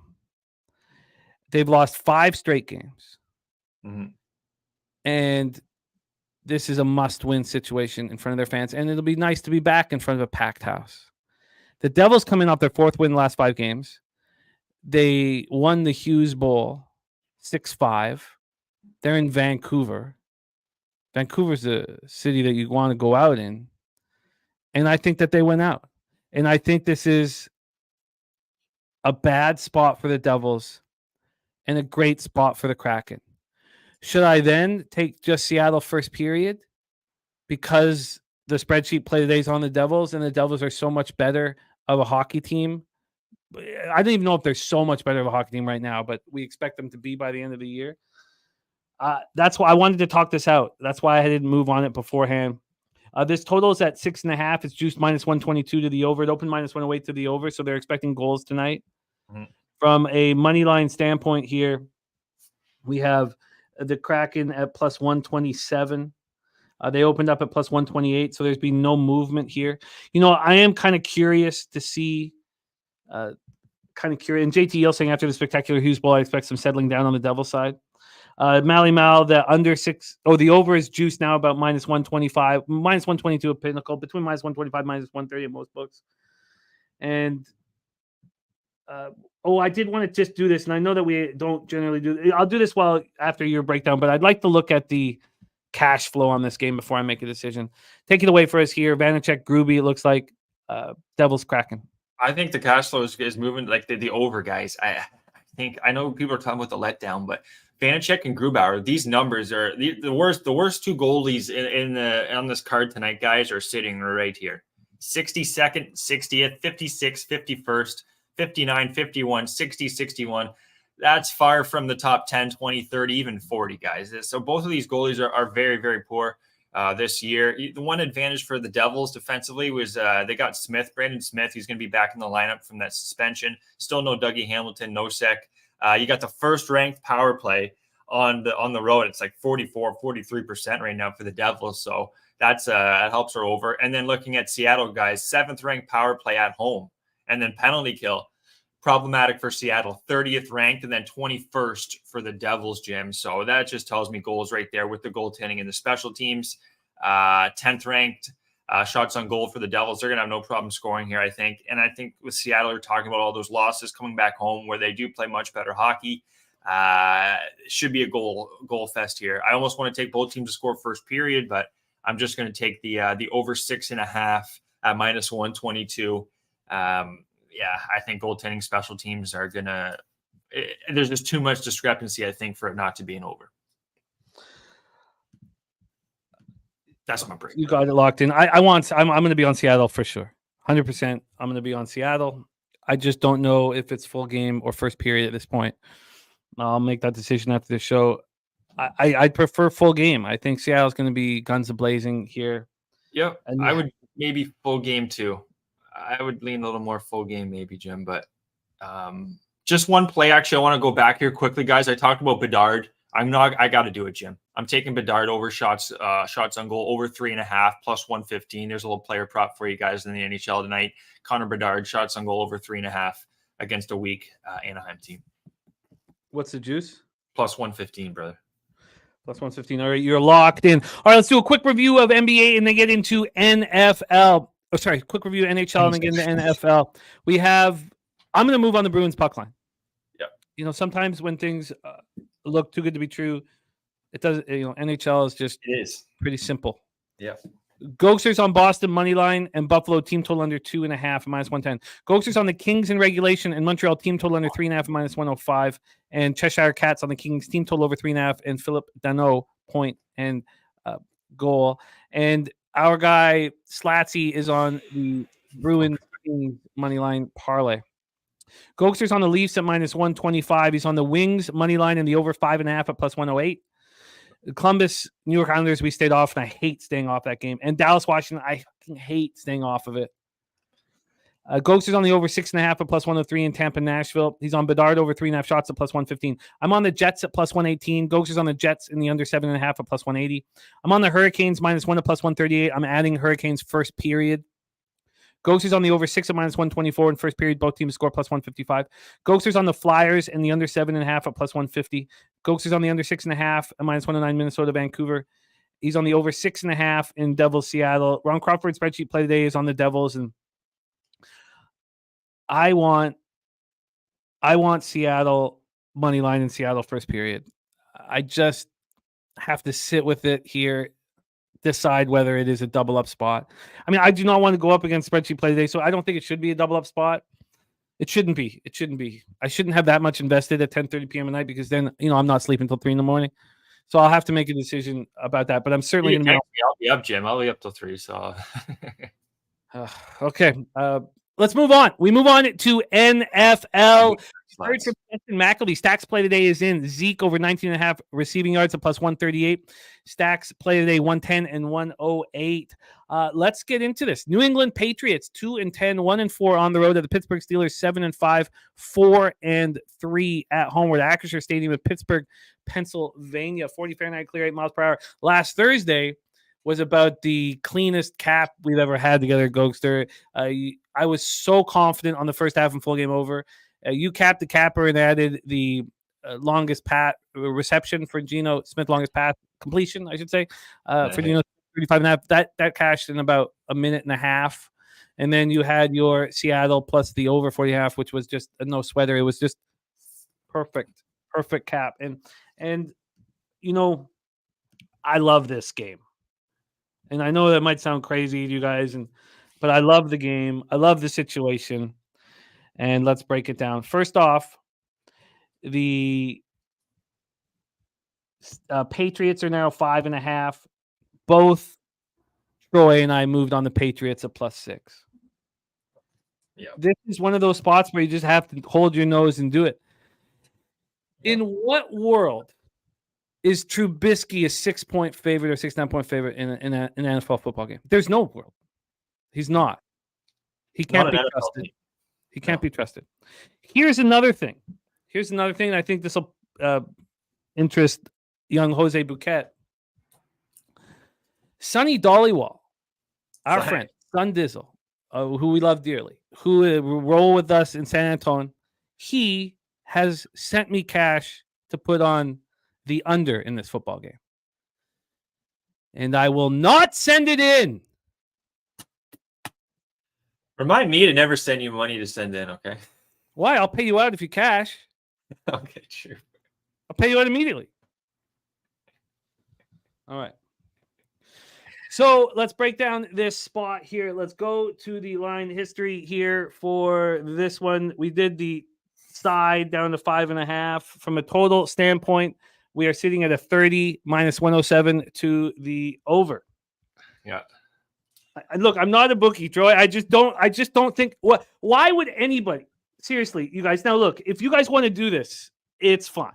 You guys, it's fine. If you guys want to take the under in this game here. But this opened up at 32.5 or 33. Now you're going to go take it down at 30. I mean, that's just not positive EV if you guys want to do that. And if I have a friend who wants to do that, that's fine. I'm not going to say no. I'm not going to say that's a dumb bet. I'm not going to do any of that. I just won't send it in. That's all. Smart. That's all. No, I'm not. Stop this, you guys. Stop this. Stop this. Okay. I shouldn't have said anything. That was my fault. No, it's. I guess I see how you guys see this, but that's not. Okay. Patriots coming off their fifth straight loss, 6-0 at home in the driving range of the Chargers. This took so much. It was so hard for me to move on this, and now that I'm on it, I feel this huge weight off my shoulders. I'm so excited about the football game. I think this is a great spot to back the Patriots. Trubisky is not a good quarterback. Look, you could say, well, Mac Jones and Zappy aren't good quarterbacks. All this. Look, Belichick has been embarrassed. Now he gets a standalone spot to show that he can still coach. We'll go over some of these defensive statistics, and you'll see why the Patriots shouldn't be 6-point dogs against a Trubisky-led Pittsburgh Steelers team. So yes, the Patriots the worst record in the AFC. Yes, shut out twice at home this year. They have failed to score in the first half in back-to-back games. These are not the notes that'll make you want to bet on the Patriots, by the way. But they're just bringing up the facts. They're coming. Patriots first team since 1938 to lose 3 straight games, allowing 10 or fewer points. 1938. That was Troy Torrance's Chicago Cardinals in 1938. They've allowed the least amount of points in the NFL since week 9. The least amount of points in the NFL since week 9. They're 0-4 over that stretch. That's just nuts. Look, Zappy needs another game, needs another opportunity. If they go with Mac Jones, that's fine. He's been watching, futility. I don't mind when a quarterback just sits back. Look, now he's been shit, yes, but now you go out and watch more futility. Devontae Parker led receivers with 4 catches for 64 yards. Stevenson's gone. I think Zeke knows this is maybe his last opportunity. Standalone spot, showcase spot. Do you want a job in the NFL? I think Zeke will play great tonight. I really do. And he hasn't been that bad. He's only played 38% of the offensive snaps. He's 3.83 yards per carry. So, they outgained the Chargers. There were drops, horrific drops because, they have a ton of injuries to their wide receivers, but they have a lot of them. The Patriots, 16th in red zone offense. It's just they never get there. Now they're last in red zone offense over the last 3 games. Look, I get that. Defensively, they're 6th in the red zone, allowing touchdowns on 45.7% of the time. You think Trubisky's going to hurt them? No. They held the Chargers to 29 rushing yards. So Najee Harris, and Jalen Warren be doing yeoman's work. Are they going to be able to do that here? No, not against the Patriots defense. And the Steelers just lost 24-10 at home to the Cardinals. Why? They're Ian Shaber. Much love to you, man. Ian Shaber, the $5 dono cashed hard on the Geno Smith look. Says, cheers, Gogster. I love it. So, look, it comes down to my belief about this Steelers defense. I don't think they're that good. They're very pedestrian. Yes, they have Watt, Highsmith, Minka, all these names that are so famous. They're just not that good, man. And now, is Landon Roberts going to be down too? Because their linebacking core just keeps getting hit harder and harder with injuries. And the Cardinals were 3 for 3 in the red zone against them. Over the last 3 games, the Steelers defense allowing touchdowns on 62.5% of red zone drives. They're 19th in the league on third down. And is their pass rush really that vaunted? So, look, I could lose this bet. I could, right? You know, the Patriots are a bad football team, but good God, I love it. Fucking love it. Take it away, Gogster. Floor is yours. Patriots, Steelers. All right, yeah. So I'd agree with your fact that you're saying Pittsburgh defense is not as good as you think. The big outlier, I think, here, Jimmy, is the New England is number 1. They got the number 1 rush D on the road. And what's going to happen here? There's going to be a lot of running the ball. And I guess Harris is banged up, but I guess he's playing, Jimmy, Najee Harris. And then the other young guy they got there slipped my mind, but he's been just a workhorse too. So the thing that helps New England is like they got the number 1 ranked rush defense. And then the other side, the discrepancy I was trying to say here is Pittsburgh, 31st ranked rush defense at home. That's not good. They're allowing like over 100 yards. So that just tells me Elliott's going to have a good game, guys. So where I'm going to go right away is Elliott over 60 yards rushing. He's finally going to have the chance to take the ball and just run with it.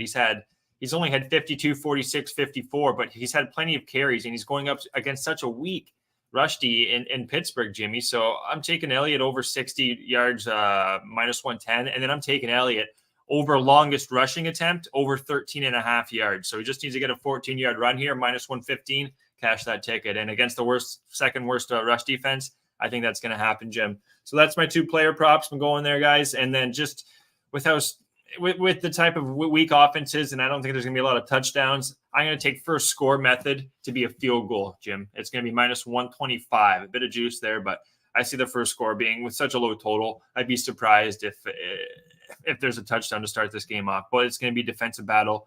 Only way I kind of see it being a touchdown would be kind of Elliott breaking one off, and if he does, well, at least we cash the longest rush. So give me the field goal, minus 125, and then Elliott to have a good day today. You got it locked in. First score, field goal, minus 125. Elliott over 60 rush yards, minus 110, and longest run over 13.5. Londo, I can't. I would need at least an hour to sit with the options on SGP, which I've done a little bit, but I can't just give you one off the top of the head. It's just not, responsible. Yes, Von Polo saying pick 6. There's a lot of pick 6 opportunities. You guys have seen what happens to Troy's database when a team starts at 6.5 and goes through the 6 to 5.5. I mean, it's a money line spot is what it becomes. And look, you guys, slamming the Patriots, all that stuff, like it's all good. Like this, I get it. They're a horrific offense, but they're going to be better than they've been, and that's not saying much because they've been horrific. And I just love the Pats as a spot. I just absolutely love the Pats as a spot. So I've got them a +6. I didn't even get the hook, right? I just got the 6 because I had to talk myself. I just got +6 minus 110 at 365. But I love it. I love the spot here, and I might put together an SGP for my own. But I don't. I like if I'm not doing a show with you guys, I'd like to keep things very clean. But I do think that Trubisky has a pick 6 in him. I do. Yeah. And I heard he wanted to be aggressive. I heard he's trying to be aggressive or something, Jim, while trying to be responsible. It kind of contradicted kind of what he was saying. So I like your guys' luck with New England. I almost want to add maybe a New England +7.5 and like an under 37, maybe something like that. But I'll just stick with the 3 plays I have, guys. I'll tweet them all out. Eagle 47_. And Perky says Elliott has hit that number once, hasn't come halfway close the rest of the games. Yeah, of course. He hasn't been the starting running back. He's only played 38% of the snaps.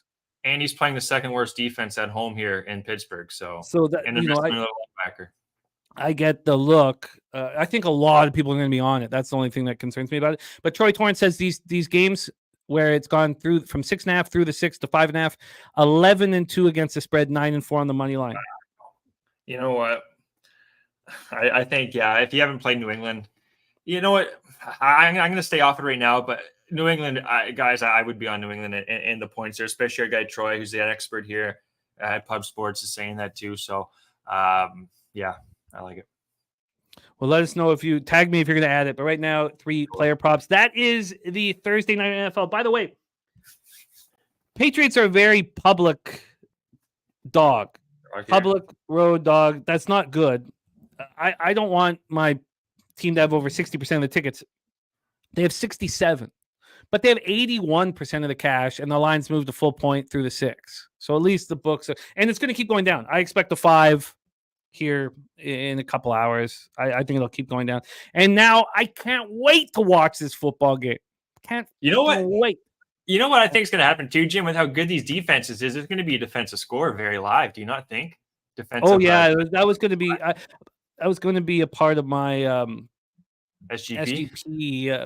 If you know, but I don't need. I'm not. Look, if I'm not live with you guys because I got to cap. We have a huge Friday card, Boban on. I've got to cap it. I don't need that sweat. I don't need to put together. I'd rather just keep everything real clean. I might do like a small rec one for me, but I don't see why I would. If I keep it clean, I'm able to live bet. You know, it just depends on the odds. Like if the number seems right, I might fire on it. But yeah, great point, Jim. It's gonna be fun. So and Cheshire said I used to think his dad made good bets because they were his lean. He had a huge run like 3 years ago in college football. I think I'd say it's a 2020. He had a huge run, but other than that, it's been a very profitable thing in our family to not send in our father's action, and it was a very profitable thing for my father. He didn't send in my grandfather gave my dad money every day to go down the horse track Hastings and put in, and he never once put it in. So it's very profitable. You're just passing it down. You're just doing, what Dad did. And Carter's going to do that for me.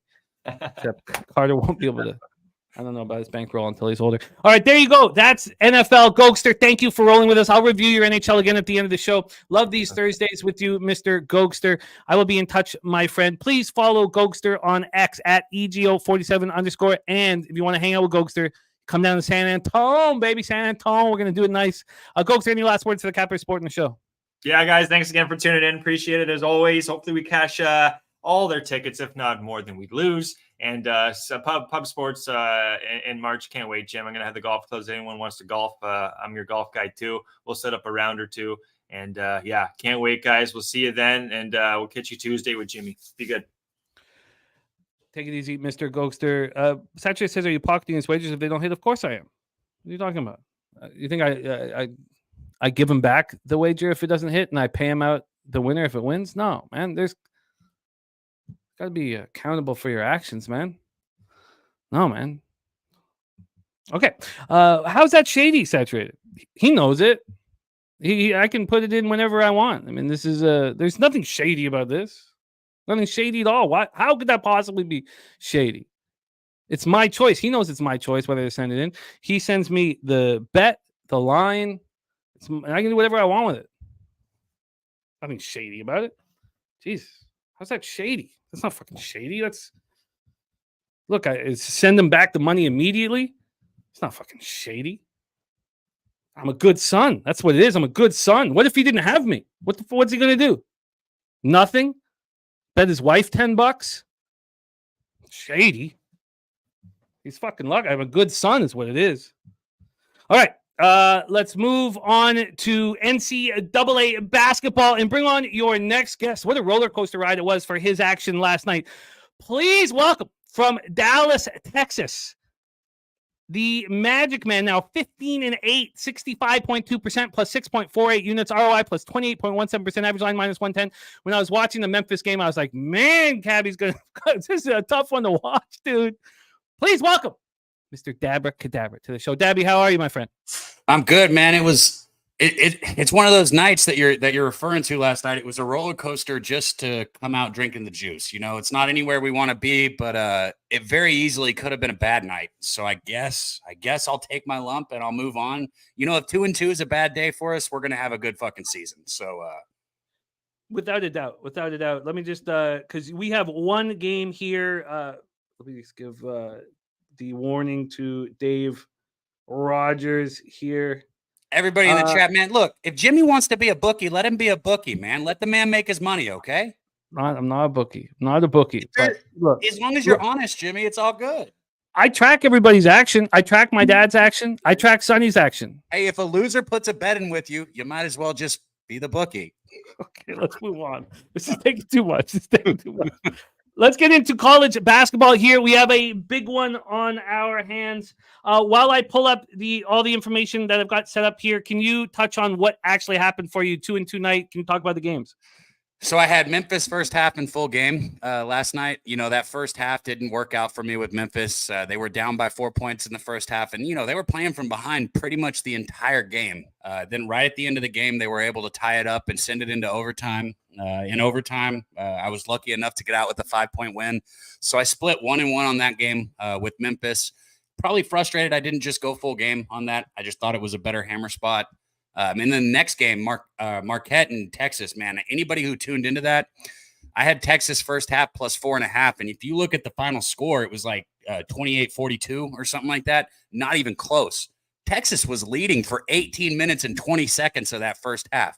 Marquette can put up points in bunches and fast. Okay. They have been a little bit cold this season from the 3-point line, but damn, when that team heats up, they can put up 20 points in the blink of an eye.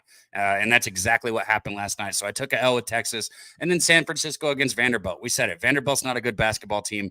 They never should have only been a 2.5 underdog to a team like San Francisco that's on the rise. That was an easy win. So it was nice to get an easy win there. Let's roll into this right now. Woo Rizza on Iowa State under 155.5. He picked that up last night. Woo Rizza also leaning heavy to Iowa State first half minus 4. Brizzy in the house. So is Jacqueline. Great to see you guys.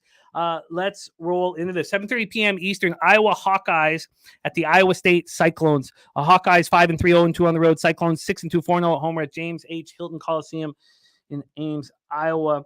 We have Iowa coming off that pretty ugly loss at Purdue, 87-68 loss, losing by 19. Iowa State snapped their 2-game losing streak by beating up on DePaul, a very weak DePaul team in DePaul, beating them 99-80. So we have a rest advantage for the Cyclones. They haven't played in 6 days, whereas Iowa just played and lost at Purdue on Monday. So back-to-back road games here for Iowa. At least travel is not a huge problem for them. Let's get into the line history here for this one. First off, we'll go with the – we will go with the side in this one. What the hell? What did I do with this? I've got the total up right now, so maybe we'll just focus on the total instead. From a total standpoint here, we have – and we heard that Woo Rizza got in the under 155. It's at 153.5 minus 119 to the under. This opened up at Pinnacle at 3:43 p.m. yesterday at 157. So we have a 3.5 point drop on the total. 3.5 point drop on the total. From a side perspective, we're sitting here with Iowa -7 across the board. It is juiced at Pinnacle. This did open up at 7.5. So we have a 0.5 point move towards the Hawkeyes, a 0.5 point move, and then a big move towards the under. Then from a total side of things here, from a cash flow side of things, 69% of the tickets and 71% of the cash is on Iowa. 69 and 71 is on Iowa. And then from a total side of things, 64% of tickets, 78% cash on the under. Looks like a sharp under. Take it away for us here, Daby Cab, your lone spot on the board. Now, there's only 5 games to pick from. It's not easy. Take it away. Iowa Hawkeyes, Iowa State Cyclones. This is a rivalry game. This is great. And I have 2 things that I like a lot in this game. I'm only going to make one official here, but this is a great game. But man, what is the college basketball committee doing, man? Get first week without college football. Give us some more action, man. Most weeks we're going to have a lot better choices than we have this Thursday. This was trash, but on to this game here. Iowa's sitting at 5-3 on the season, just 3-5 ATS. So you've been losing money if you've been backing them. They lost that last game to Purdue pretty bad that you touched on, 86-78. And I tell you what, that game, they were losing they might have got it within 20 points at the end of the game, but they were losing by 30 or more the entire game. They were just absolutely getting their ass beat. And one thing that I keep telling myself is remember that everybody saw that. That's the number 1 team in the nation or number 2 team in the nation, whatever they've moved since the loss. But that's one of the best teams in the nation playing a pretty popular Iowa team. I got to remember that's got to be sticking out in people's heads right here. They got to be thinking of how bad this Iowa team is because they are on a down season, but they're still not a bad basketball team. They've still got some veterans in their lineup. They've still got a good coach. This rivalry goes back to 1909. So there's a lot of hatred, a lot of emotion, a lot of blood in this. Last year, the Hawkeyes beat the Cyclones 76-58. So they kind of beat their ass, but they were at home there. Series all time, they're up 48-28. I don't know if you take any stock into that, just kind of other than the fact that Iowa owns Iowa State here. But let's look into it just a little bit. We got a little bit more time, so I'm going into it a little bit more deeper here. Iowa on the season scoring 87.9 points per game. That's 11th in the country. They're shooting 48%, which is 57th in the country. So they're shooting at a high clip, putting up a lot of points. 35.3% from three. That is not as high as Iowa usually is. Usually they got some snipers on their team. This year they're just 106 in the country, so just barely above average. Solid on the free throw line, which in a game like this, you got to see 76.4% of their free throws. Decent on the boards, 92nd in the nation in rebounding. So overall, just again, not a terrible team. It's just when they've seen a step up in competition, whether it's Purdue or Creighton, any of these games that Iowa's had to step up this year, they've lost all three of them, and they haven't looked good. And now we look across the board here at Iowa State, right? They took care of business against DePaul last game. They put up 99 points, which is a ton of points for this Iowa State team. The Cyclones shot 56.5% in that game, including 41.2% from long distance. Always like to look at the last game. Only losses on the season for this Cyclones team were Virginia Tech and Texas A&M. Okay, so both of these teams are a step up in competition. Their best win was against VCU, who we just saw yesterday against Memphis. But that's Iowa State's best win on the season. So in their step ups, they haven't done so well either. Both of these teams have struggled a little bit stepping up to their competition, I would say. One thing with that A&M game is Iowa State was up at halftime pretty big. A&M had a big second half to shut them down. But that's one thing that I'm taking into account this game when I think about the ebbs and flows of a basketball game, right? There's going to be a lot of runs in this game, a ton of runs. Right now, the Cyclones, they're not battle tested. I touched on it. There's 280th in strength of schedule, whereas the Hawkeyes are 88th. Take it for what it's worth because they've got their ass beat the 3 times they stepped up. But in this rivalry game, I think they're going to be stretches of scoring and non-scoring for both teams, just like any basketball game. But I think that's going to favor the Hawkeyes here. Not the Cyclones so much, is because when those tables turn, I think there's going to be a lot of pressure. I think Iowa's going to be able to put pressure on the Cyclones here at home also. And I come back to that loss against Purdue. So fucking embarrassing. So embarrassing. They were beat so bad against Purdue that everybody's out here just saying, oh, Iowa at 5-3. This team sucks this year. Look, they need one good win right here. They can get one good win right here. People put them back in a conversation of a decent basketball team. Do they get the win?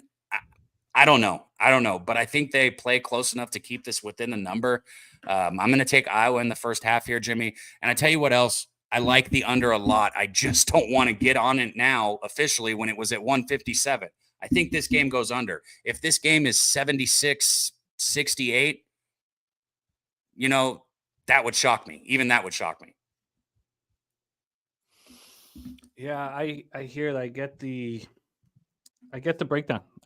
Nice looking breakdown. Let's give you the Iowa first half best line here. Can we get you a hook? My bookie has moved it to 3.5, but Pinnacle still at 4.5.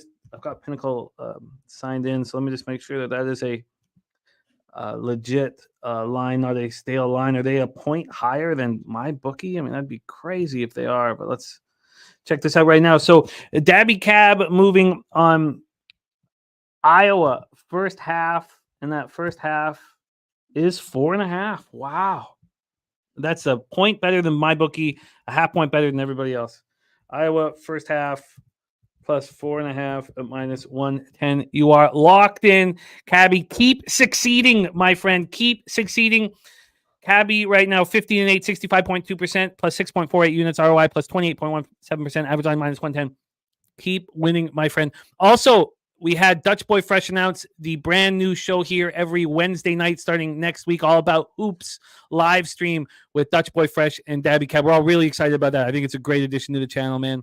Let me say, live betting has been huge here, Jimmy. You have absolutely been destroying these live shows. And what basketball brings us is a game of runs. Such a beautiful opportunity to get in on teams when they give up a 13-2 run or something like that, and the team you capped is now 10 points better. Oh man, such a good opportunity to live bet.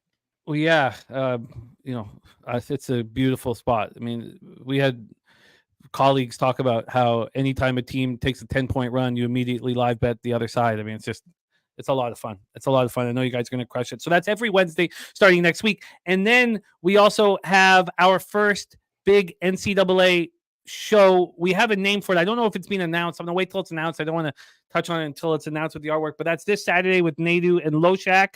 And right after that, Daby Cab and Connor Mack will host Illinois, Tennessee. That's going to be a good one. Yeah, it's going to be a great game. 11:45 a.m. And you'll also have Kentucky, Pennsylvania going on at the same time, which might also offer some really nice live action as well. But the focus will be on Illinois, Tennessee. Daby Cab, keep up the great work. The star of Medicate Mondays right here, 11 a.m. every Monday. Any last words for the Capper supporting the show?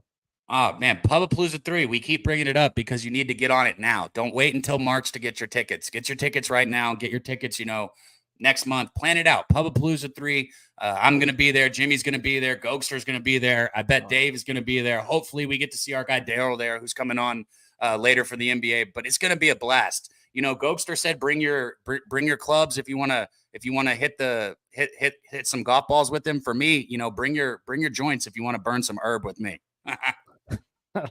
I love it. There he is, Dabra Cadabra. We stay in NCAA basketball. We keep rolling. Let's bring on your next guest. And his record does not give you an idea of really how good he's been. Right now, he's 6-5, hitting 54.5%, plus 0.54 units, ROI plus 4.91%, average line minus 110. He's in the black. But really, he's 8-3 in the looks that he's given out here on the show. He's lost 2 bets by a hook. When he got a better line, but he gives out what's available for you to bet right now. So he is 6-5 here, but I know what he's delivered is better than that.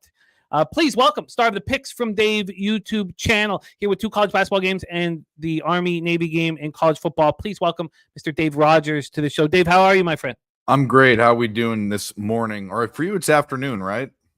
12:48 p.m. It's all relative depending upon our schedules, but I know you've been up burning, going at it. But I'm ready to go on this Thursday. What a shitty ass card, but we found some spots. We did. You did. I should say you did. So Cab has moved Iowa first half plus 4.5. We start with our guy Dave Rogers. 7:30 p.m. Eastern. Little Rock Trojans 4-4, 0-2 on the road at the Central Arkansas Bears, 1-9, 1-3 at home. That is home is the Ferris Center in Conway, Arkansas. Let's take a look at the situation here. I thought I had it all. I must have moved it. I thought I had it all set up here. Let me move this over. I do have it set up from a line perspective, so let's start there. First off, this total, just like the Iowa game, has dropped quite heavily. Opened up at 159, got all the way down to 155.5, and now is at 156.5. We've had 1 point of buyback here. And, let me get back to Thursday. Sorry, I got the live stream set up here. Let's go over to the line history here for this one. But first, let's set this up. Little Rock, Central Arkansas. Little Rock favored in this one. They've won 3 straight games, and they just beat Arkansas State at home. But their losses have come on the road. And this is another road situation for them at Central Arkansas. All Central Arkansas knows is losing at this point. They have not looked good this season. A lot of double-digit losses. Let's get into the line history here. We've talked about the spread. Let's discuss the line. This is sitting at 3. Oh, no, that must be first half. My bad. Yes, it is first half. I'll take it. You said it. Yeah. I'll take it. This is sitting at 6 right now. Sitting at 6. It's minus 114 till Central Arkansas at home. They were 7-point dogs, so moved to 6.5 and now 6. So we have a move towards Central Arkansas. I'm not sure if we're going to have enough ticket information. Yes, we do have enough ticket information. Look at that. This is one of the rare Arkansas, Little Rock, Central Arkansas games that there's tickets spent just under 2,000. We have on the side 59% of the tickets and 71% of the cash on Arkansas, Little Rock, but this line's moving towards Central Arkansas. And then 92% of tickets and 97% cash on the over, and yet it's dropped. Take it away for us here, Dave. Little Rock Trojans, Central Arkansas Bears. Yeah, Billy Friedrich, on a day when there are only 5 games, and obviously Cab, the only one Cab's going to be interested in are Power 5 schools. We got to come in and talk about something else. And this game probably is sponsored by Walmart. These types of games go to the very core and essence of what they call Middle America. But either way, both of these teams have horrible defenses, absolutely horrible. They give up over 80 points per game, but the decisive part in this game is going to be Little Rock's offense, which is way better than Central Arkansas. They score 81.6 points a game. Central Arkansas scores 68.3 points a game. If you look at their effective field goal percentage, Central Arkansas's 45.9%. That's 293 in the nation. Remember, there's 362 teams. That is really bad. Little Rock's effective field goal percentage is 50.1, 178th. At least their average. That's the mantra for this game. At least their average. And that's going to be good enough, I think, for them to cover. Also, turnovers are an issue for Central Arkansas, 228th in the country at 13.2 a game. Little Rock's 131. They're actually quite a bit above average, only turning the ball over 11.9 times a game. It's crazy for me. I don't think I've ever in my entire betting career laid 6 or 7 points with Little Rock. I'm doing it today. All right, well, let's lock it in for you here. We have, I'd be a little curious, and I hate that I left it. Let me see if I can find it again. I'd be very curious. How many fans is there enough of a rivalry here that Central Arkansas could get some fans in the Fair Center? I'm going to tell you, this is like if you've ever watched. I remember watching a game last year, or what was the fucking this? These are high school gymnasiums essentially. Like a lot of these schools, they're teeny tiny. If you have a couple thousand people at the game, you're lucky. I have their numbers here in their last one. So it was against New Orleans at home. New Orleans, I should say. Sorry, 5,500 is the capacity of the Fair Center. They had 645. Okay. I had that many at and we were in a basketball school in high school. In fucking high school, we'd have that. So that's my point. When you watch these games, if you watch them, if they're on ESPN Plus, I don't even know if this game's going to be televised. You'll see what I mean. All right, you got the. You're moving on Little Rock. Let's get you that line here for you, the best line that we can find. And I imagine that it is at Pinnacle here on the -106, on the -6. And yes. Oh, no. Bovada's moved it to 5.5. I'll have to see what Pinnacle would charge you for that 5.5 because Bovada's charging -115. So if we go over to Pinnacle here in this one, we have a Arkansas Little Rock -5.5, -116. Do you want the -5.5 at -115 or the -6 at -106? Oh yeah, I'll take -5.5. All right, he is locked in. Arkansas Little Rock -5.5 at -115 for Dave. All right, we move on to our next spot on the board. You want to talk Fair Center, Conway, Arkansas? We move to Lance Arena in Charleston. What Charleston, you ask? Charleston, Illinois. Of course, Charleston, Illinois. Of course. IUPUI Jaguars 3-6, 1-2 on the road at the Eastern Illinois Panthers 4-5, but 3-0 at the aforementioned Lance Arena in Charleston, Illinois. We've had some looks from the Cappers in our chat. Londo gave us a big booty Swedish girlfriend play of the day under 133. And Billy Briz said IUPUI 1-6 against the spread last 7 games, averaging less than 70 points per game. EIU, being Eastern Illinois, 3 straight home wins coming off an 8-point loss versus Kansas, where they covered a plus 36.5 line, have held opponents under 50 points a game. That is coming to us from Billy Brisbane. So, yeah, then their last game was against a college that doesn't need to be mentioned, but that was an impressive loss at Kansas for Eastern Illinois. More impressive than their win over the University of Health and Sciences? Yes, slightly more impressive. At Lance Arena for their big win over the University of Health and Sciences. This is so stupid. 1,085 people were at that game. 5,300 people. UHSP. Mighty UHSP. Okay. EIU, by the way, put up 112 in that game. So let's take a look at the line history here for this one. Oh, and I didn't even bother talking about what had happened for IUPUI. That's how exciting beating the University of Health and Sciences is. IUPUI coming off Northern Kentucky North's loss at home, 71-55. That came on the heels of a pretty bad loss at Wright State, 103-74. They were 17.5-point dogs and lost by 29 in that spot. All right, let's take a look at the line history here for this one from a side perspective here. Sorry, I got too many things open up. From a side perspective, we have Eastern Illinois sitting as 5-point favorites. They're 5 at Will Hill. They're 5 at Pinnacle. They opened up at 5 and haven't moved. In fact, they did move. The initial move was towards IUPUI. They dropped to 4 and then back to 4.5 and then back to 5. So there's been 5 cents of juice to Eastern Illinois since the opening line. And then this total is sitting at 132.5. It opened up at 131 and it's been climbing. It has not hit 133 at this point, but it was at 9:55 in the morning that it had a 1.5 jump up from 131 to 132.5. Then cash wise, we probably have cash on this game, unbelievably. And we do. 2,369 tickets, man. No other day will IUPUI Eastern Illinois get this much action. 68% of the tickets are on Eastern Illinois, but just 51% of the cash. Then 71% of the cash and 93% of cash on the over. Take it away for us here, Dave. IUPUI versus EIU.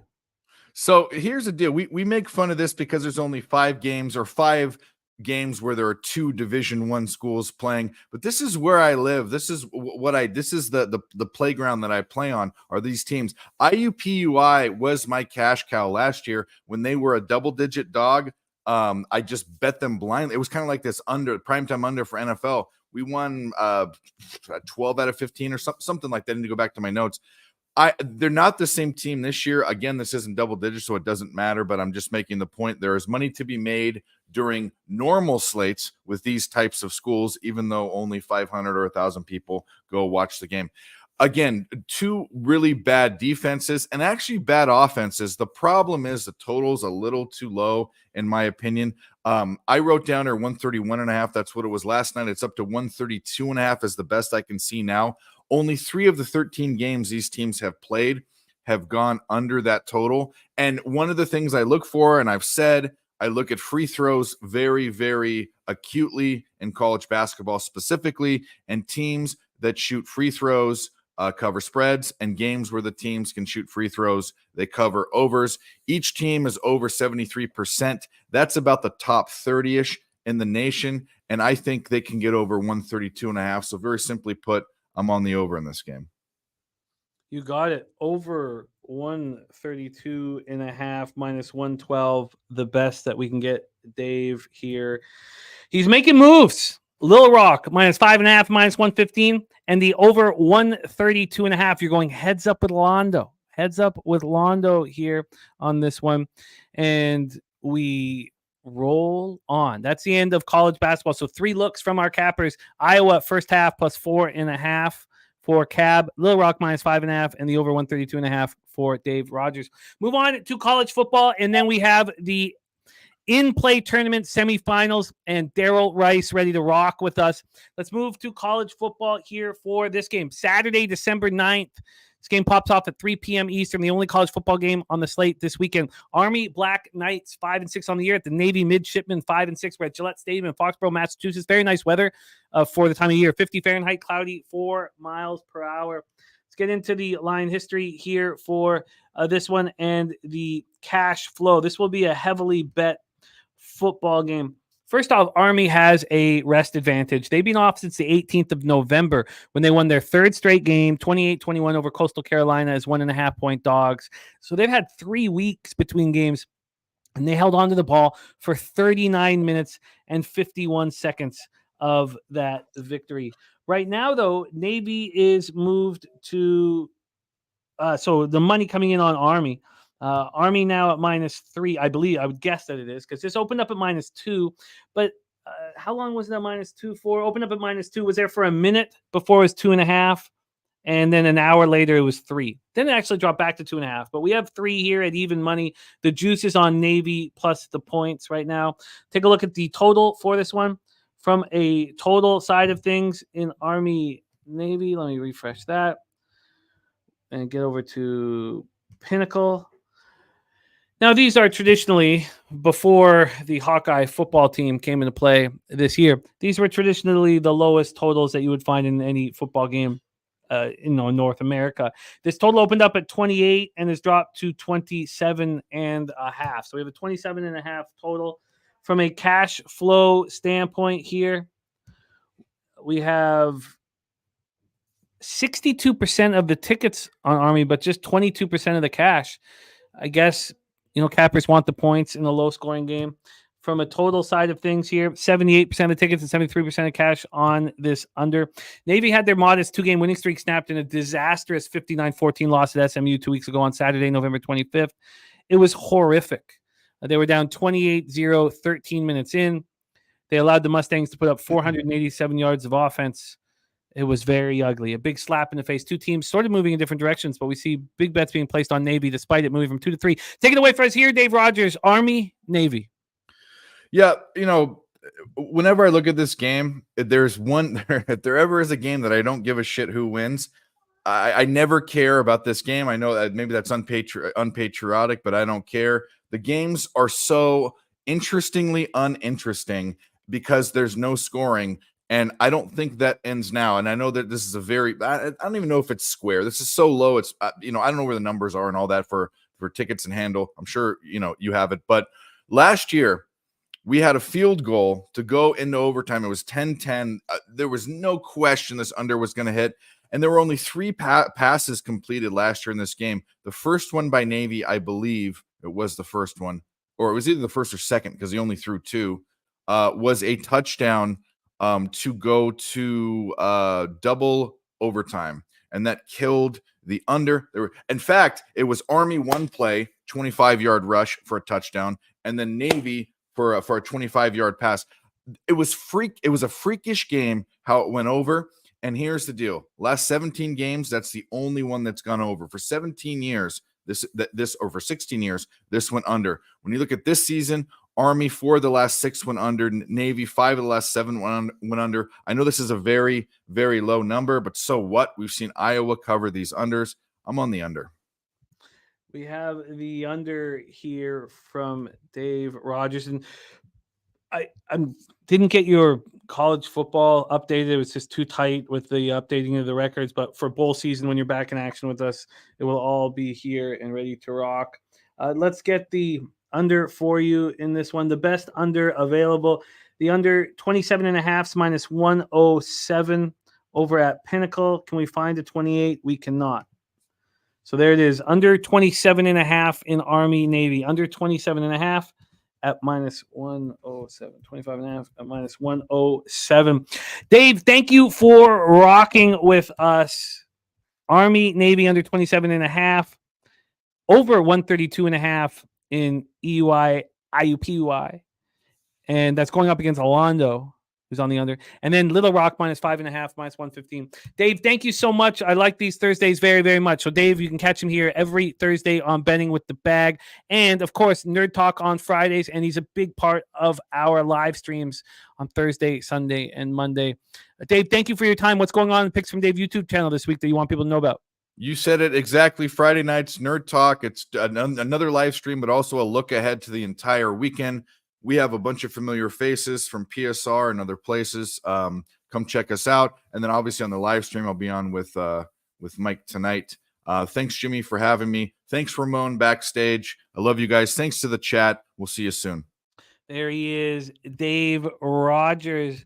We move on to NBA. And our next guest has come out strong. And it's not easy on these Thursdays. There have not been a lot of games to choose from. He had a lot of games to pick from last week, and he had a winning week. He did add a first quarter parlay that didn't come through, but overall this year, 9-7, 56.3%, plus 1.31 units, ROI plus 8.19%, average line plus 103, and he has the best overall record of any of our NBA experts over the last 2 seasons combined. And he's here to rock with us right now from Los Angeles, California, a man who says he'll be making his Pubapalooza debut this year with us. Please welcome Mr. Darryl Rice to the show. Darryl, how are you, my friend? Yo, what's good, Jimmy? What is good, man? Hey, it's a goddamn good day out here, man. I just want to tell you that ahead of time. Sure. It was a little gloomy this morning, but it's real nice and sunny now in Cali, man. happy to be back as well. Happy to be talking ball with you.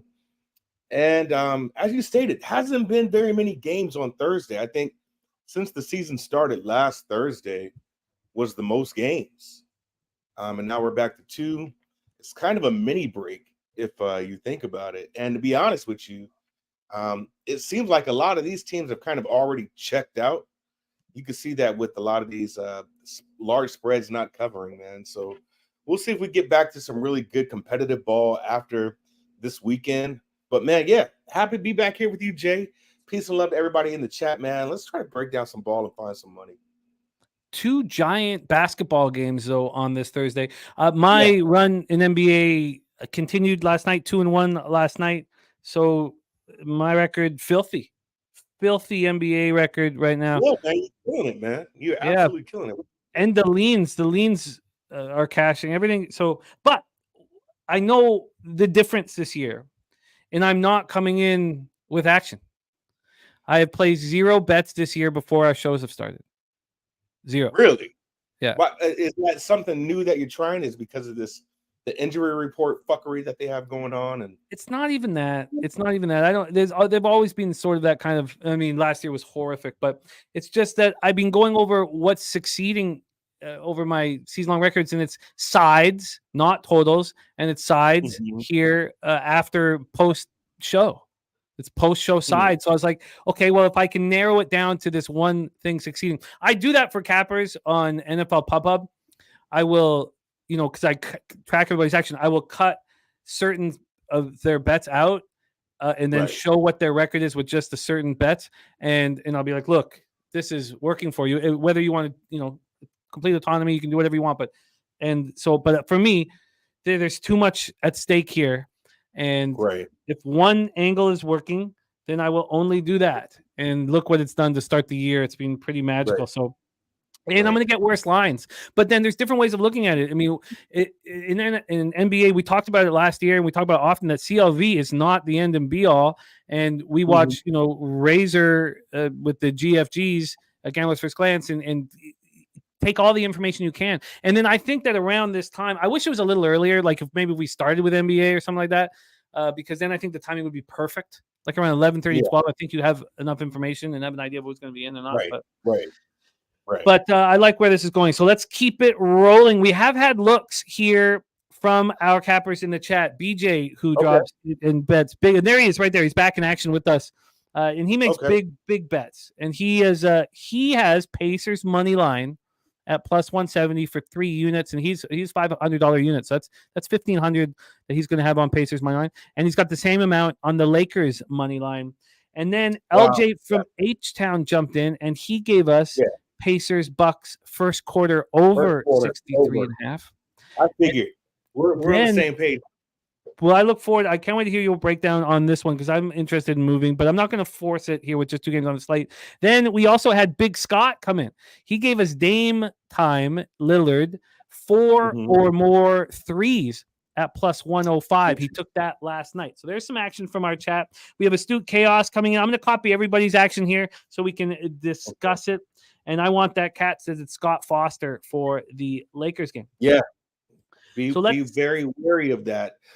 Remember, Scott Foster is a company man. Remember that, okay? Scott Foster does the dealings of the NBA. That's the guy who can be the company man. And for the people who really watch ball can understand he's a company man. But your common fan won't really understand it. So keep that in mind when you're capping that game. Well, let's set these games up here. We'll start with Pacers Bucks. Pacers have won 2 straight, beat Miami in Miami 144-129, and then in impressive fashion took out the Boston Celtics to get this opportunity tonight, 122-112. A night after that, we watched the Bucks smash and grab the Knicks, put up 146 points. These Bucks, both these teams, and we'll talk about how high the total is, but in the last 2 games, the Pacers have put up 266 points. In the last 2 games, the Bucks have put up 278 points. So we have 2 very high scoring teams here. From a spread scenario, we're going to be using Pinnacle lines. Of course, we have Milwaukee -5 at -108. That's exactly where they opened. Now, when they opened at -5, we're talking about yesterday morning, the first move was towards the Pacers. This dropped to 4.5. It was at 4.5 for a while. Then there was a move this morning towards the Bucks. Bucks moved from 4.5 through that number to 5.5, and now we're back, and the circle has become complete right where we started. Right. From a total side of things here, we are dealing with a 256. Extremely high total. This opened up at 254.5, and it was not high enough. It got up to 257.5. That turns out to be the ceiling. That is unbelievable. Absolutely gobsmacked. 68% of the tickets and 61% of the cash is on the Pacers here. Line hasn't moved. They're public. From a total scenario, 62% of tickets, 68% cash is on the over. Wow. Can you provide some clarity here for game 1 of the in-season tournament semifinals? Darryl, take it away. Okay, so before, remember I had given you a website on last week, Prediction Tracker, and then from there you could look at the different books. All these are simulation websites. So they pretty much take all the stats. Every stat has a formula, and from there, they pretty much run these games through thousands of simulations, and then they give you the average. First thing is this game right now for Milwaukee and Indiana, final score 126 Milwaukee to 121. So we're at 247 being the total. And I really don't think that's right, to be honest with you. There was something that I had seen on ESPN, and it broke down how quickly the Pacers moved the ball after a shot. This was very interesting. Shot is made. From there, this was against Boston. Shot is made. From there, Haliburton immediately takes off. He gets the ball at close to half court. He takes one dribble and one step just about, and he's close to the three-point line. Now, every defender knows that because of how fast the Pacers play, you've got to get back on defense right away. You've got to get back. But the problem is that so much attention and focus is placed on a Haliburton that he's able to kick it out weak side. Or he'll kick it out to the wingman. The wingman will kick it back out to Tyrese. And then from there, it's dribbling straight down the middle. And you can either kick it out to the weak side for a three-pointer, or he's driving straight to the bucket. And all this is happening in less than 5 seconds. From the time that they've taken the ball out after a shot to the time that Haliburton has driven the ball down the middle and made a layup, 5 seconds. So there's really not an answer for this pace at all. The only thing you can really do is match that pace, if you will. So I'm looking at the total. 257 is high as shit.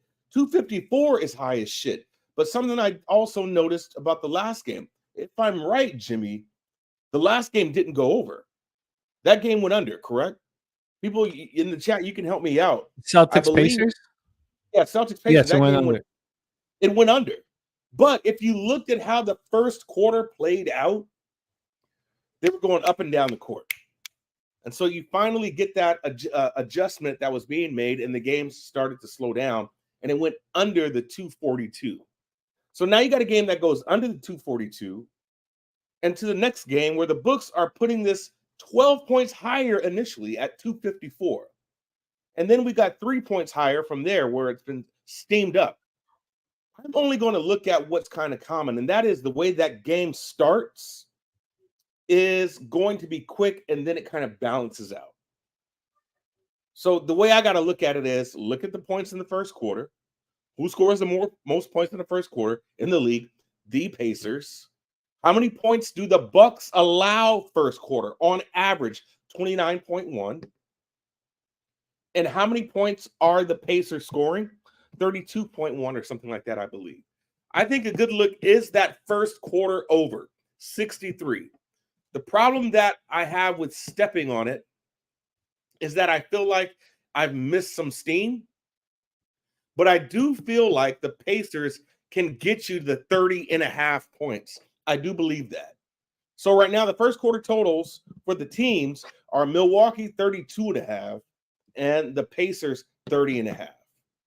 Based on the points that Milwaukee is allowing, I do like the Pacers to get me at least 31, 32 points. Probably barely clear that number, right? But 31, 32 points is what I like here. So I did step on Indiana Pacers team total over 30.5 points. And I do like LJ's 63.5. I do like that, but it was probably 61.5, 62 probably earlier. But now we've got 63.5. I like the over 30.5 points by the Pacers. Wouldn't be surprised if they win the first quarter outright. I'll be able to. Well, I've got you locked in. That's available right now at Pinnacle. The team total over 30.5 at minus 115. But I'll be able to give you the line history here of the first quarter, if that will help anybody. It opened up at Pinnacle yesterday morning at 63. It dropped to 62.5, and it's now back at 63. And there's been times where there's 60. This is the highest juice. So this is the highest it's been juice wise. It's over 63 at minus 115. But since this opened yesterday morning at 10:23, it's not moved from the total. It's just moved 5 cents of juice. So we'll take another look at Bet Online here. Bet Online is also at 63 right now. Now Heritage, there are some books. Bovada at 63.5. But this opened up this morning at 7:16 a.m. the first quarter. And it has not moved. Over 63.5, over 63, minus 115. So that's where the sweet spot. That's the sweet spot right there. You got it locked in.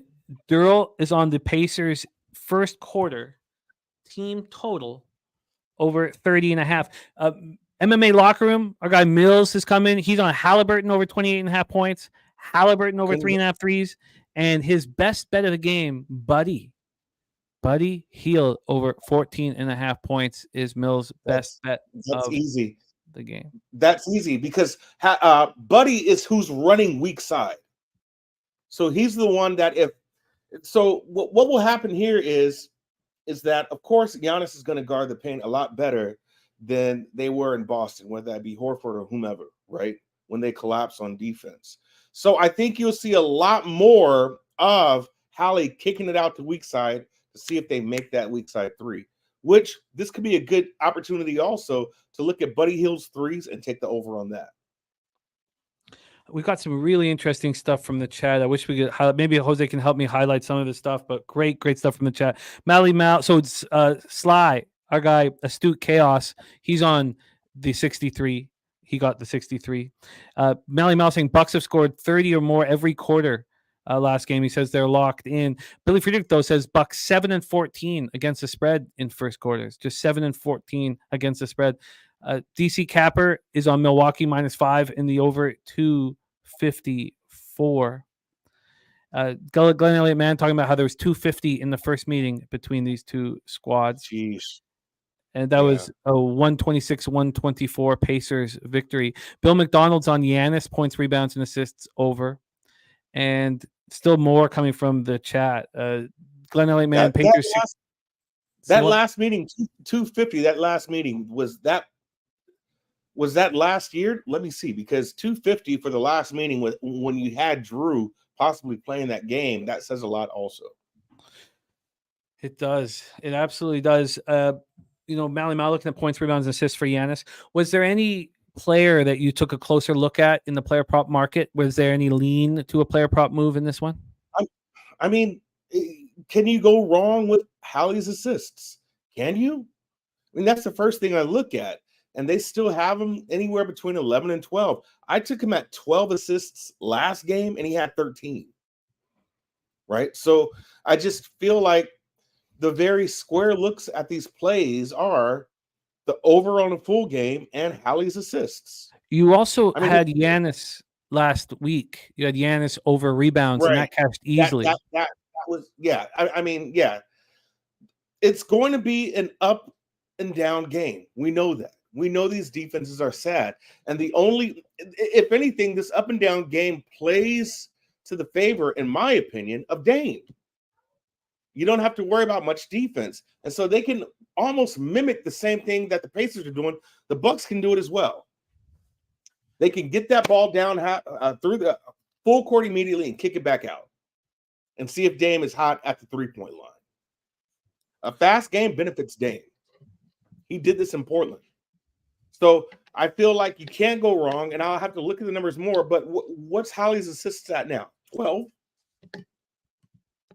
Yeah, let's get his assists up here at Pinnacle right now. They give pretty good lines for these up. Yeah, it's going to be probably 11.5.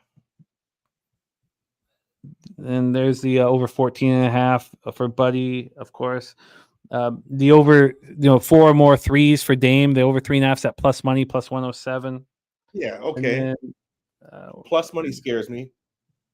And then Halliburton assist is locked. Ah. Wow. They must be very concerned. I would be too. I mean, because it's an automatic play to just take the over, right? His points are locked too. It's a sticky situation for the books, right? Because you can't put them too high because everybody would just smash the under.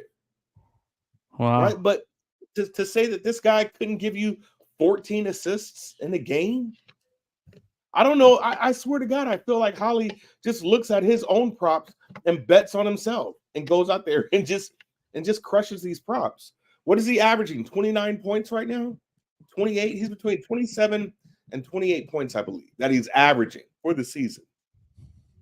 Right? So it's a tricky situation with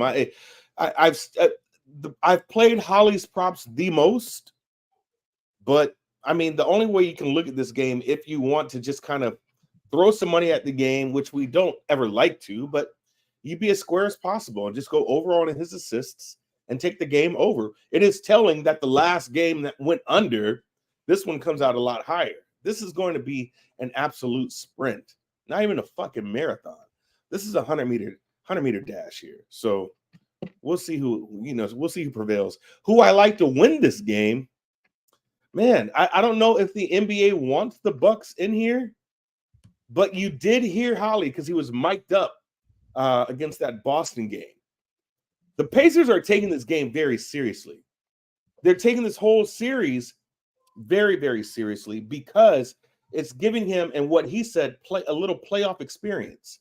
Something that he's always wanted to have was to be in a postseason and play for the title. So this one here is as close as he's going to get to it. So they're taking it very, very seriously.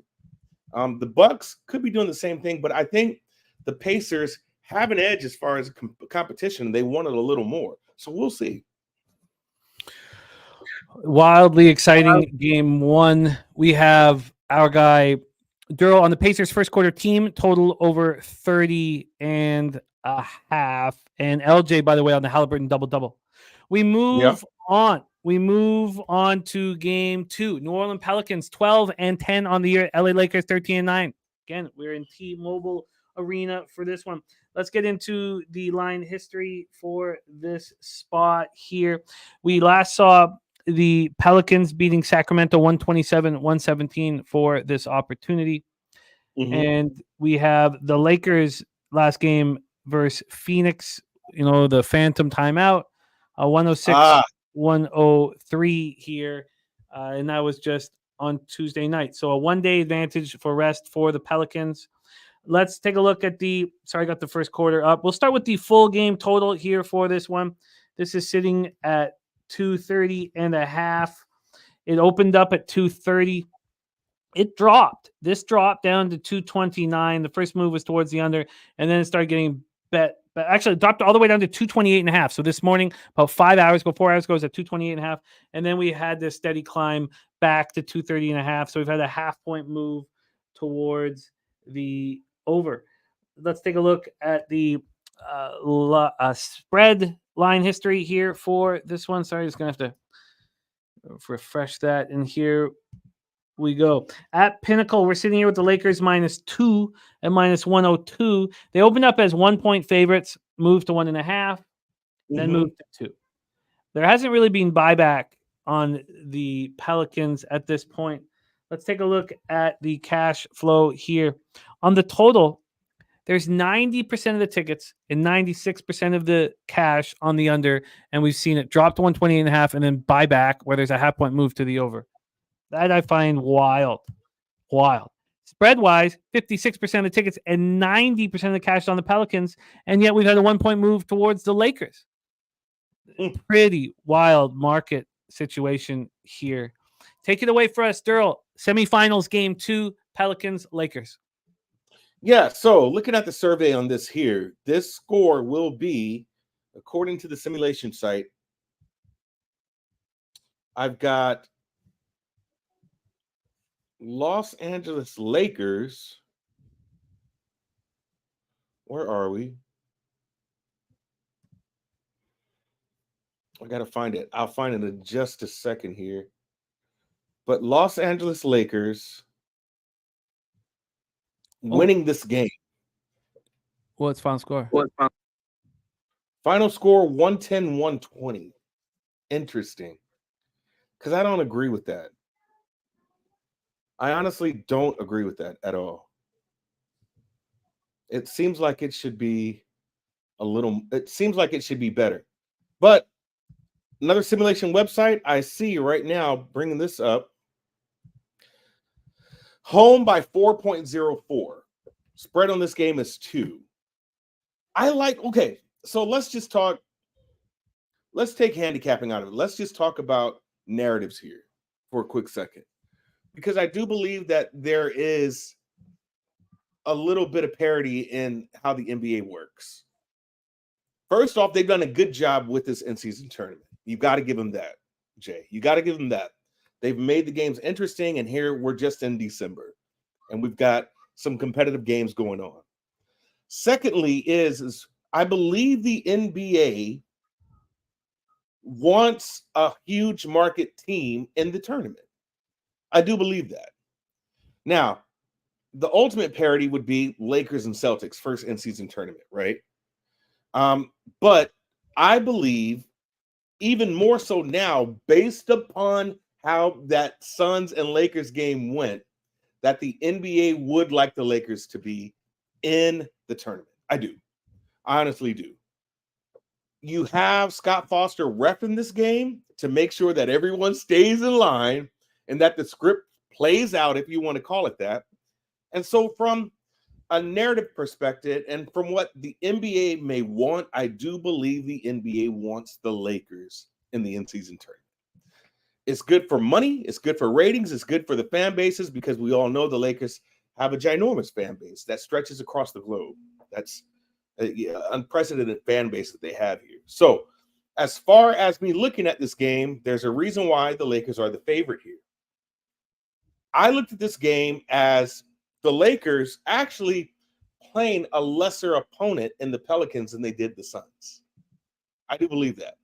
I believe the Suns are a lot better team than what they've shown to be. Obviously, they're not fully healthy right now. And something that also stuck out to me is that the Suns are second to last in fourth quarter scoring. They're just terrible at closing out games. This game is going to be a little closer, in my opinion. And the best play here to me is just to take the juice, go for the Lakers money line here. Take the Lakers money line because I do believe they'll win this game outright. And look at LeBron James being more of a facilitator. In my opinion, he's going to have to be. He's going to have Herb Jones on him. So the odds of him being just an outright scorer, I don't think he's going to be able to score as easily in this game than he did against the Suns. You saw them expose Nurkic in the pick and roll. Like this motherfucker was barbecue chicken. He was getting cooked in the pick and roll. And so I believe the issue that LeBron is going to have as far as scoring is that he's going to have a stout defender on him in Herb Jones. You guys, I'm telling you right now, man, this dude is a beast at defense. So you look at LeBron James, right now his assists is at 7.5. And I do believe he's going to hit that number. I do believe that. It's at plus money, but I did step on his assists because I do believe he has to be a facilitator more than he can be a scorer in this game. That's just the way it's got to go. Another thing that I did see is that if you look at how Vando plays, this guy does what we call a lot of things that don't show up on the stat sheet. So a lot of these second chance points that we were lacking on with Vando out, he's the guy that allows the Lakers to get more second chance points. So you're going to see a lot of threes in this game. And I do believe the Lakers are going to have a really good three-point shot game today. I really do. I believe you're going to see some threes drained here.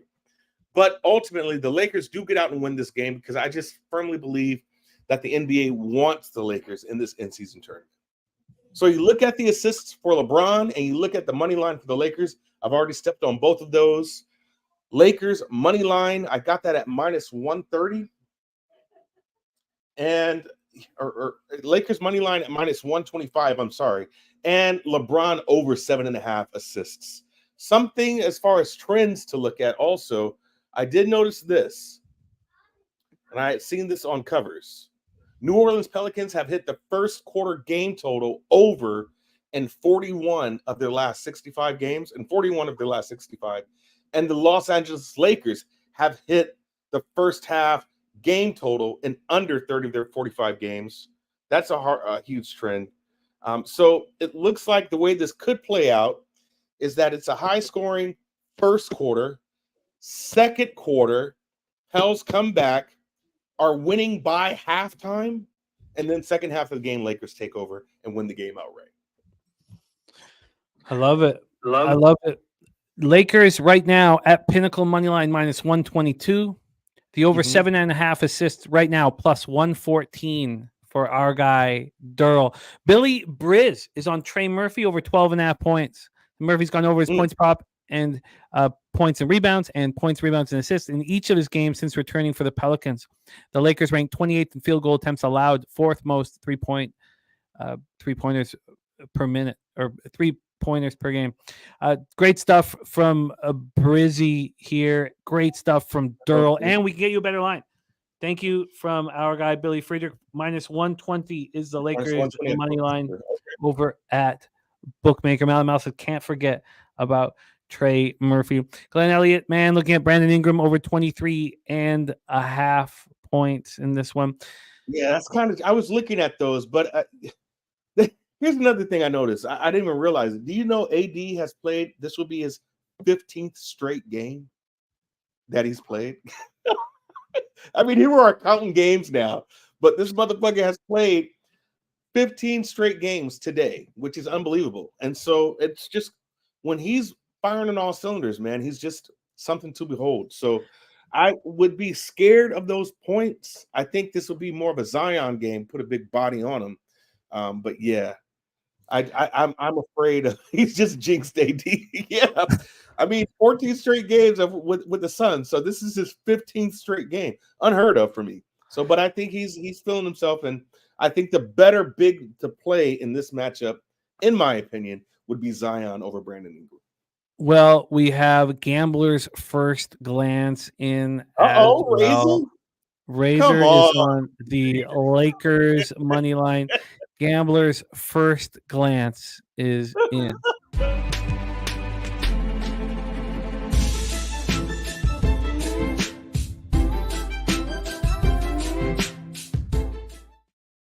There we go. Locked and loaded here. Pub Sports Radio, 2 giant games. We had 2 giant games and we didn't get to play this, but we need to. Although it's not here this evening, we know it's Darryl on the show and we can't let him go without hearing this. You ready for this? Here's my analysis. I don't give a fucking shit. I don't give a fucking shit. So yeah, I don't give a fuck. I don't give a fuck. I don't give a fucking shit. I don't give a fucking shit what the spread is.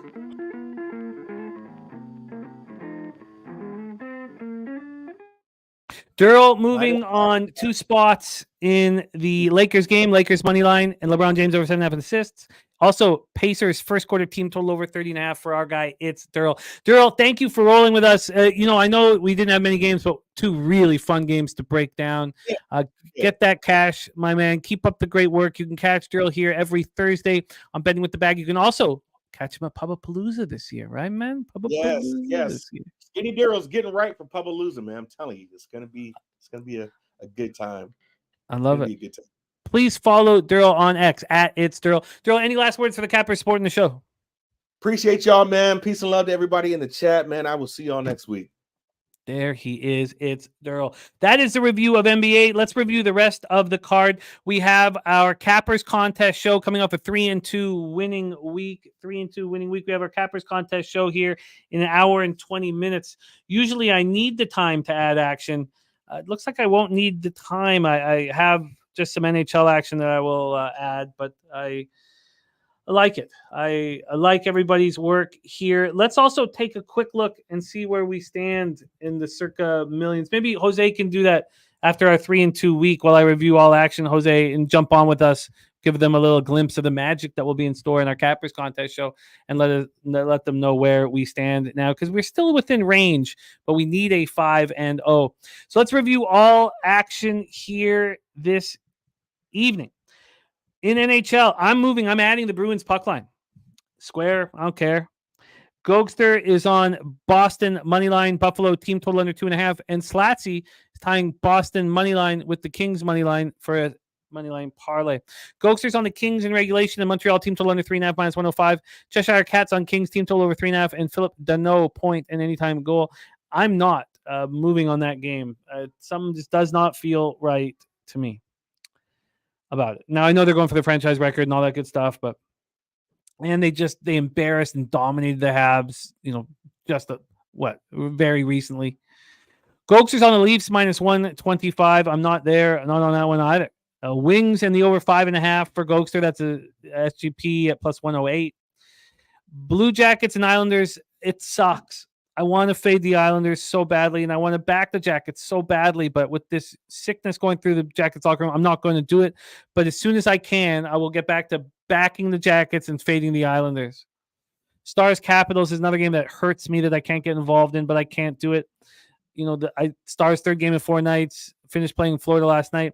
I'd still like to fade the Capitals, even in that situation, but with the Capitals looking so bad those last 2 games, being outscored 10-1 those last 2 games of the road trip and coming home, they got to be better here, and I can't do it. Gogster's on the over 6.5 in Tampa Bay, Nashville. I should have moved on Nashville at minus 105 or minus. I could have got minus 105. I mean, it opened up at plus money. At minus 130, I'm not going to do it. I'm just going to. It was a mistake. Well, maybe it won't be. Maybe Lightning step up, but it was an issue about the recency bias. I just watched the Lightning last night play perfect hockey until the mess up by Vasilevsky with 50 seconds left with the puck, but other than that, as a team, they were perfect. Gogster's on Bedard over 3.5 shots, plus 115. And then I get involved. I'm on the Jets money line. Gogster's on the Jets in the under 7.5. I'm on the Hurricanes minus 1, and I'm double dipping on the Hurricanes first period. Doubling down on the Hurricanes first period.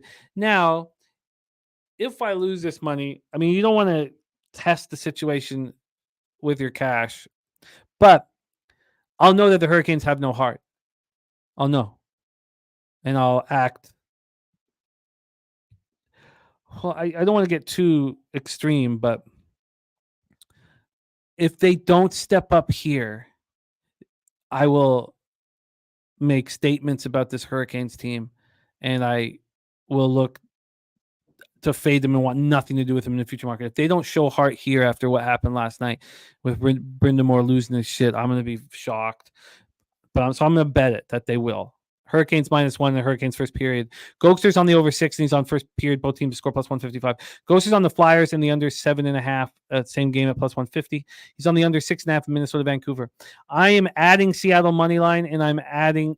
God, I don't want to double down on this. I'd like to, but I can't, man. I'll just take Seattle money line and won't take the first period, but I have a feeling it's going to cash here.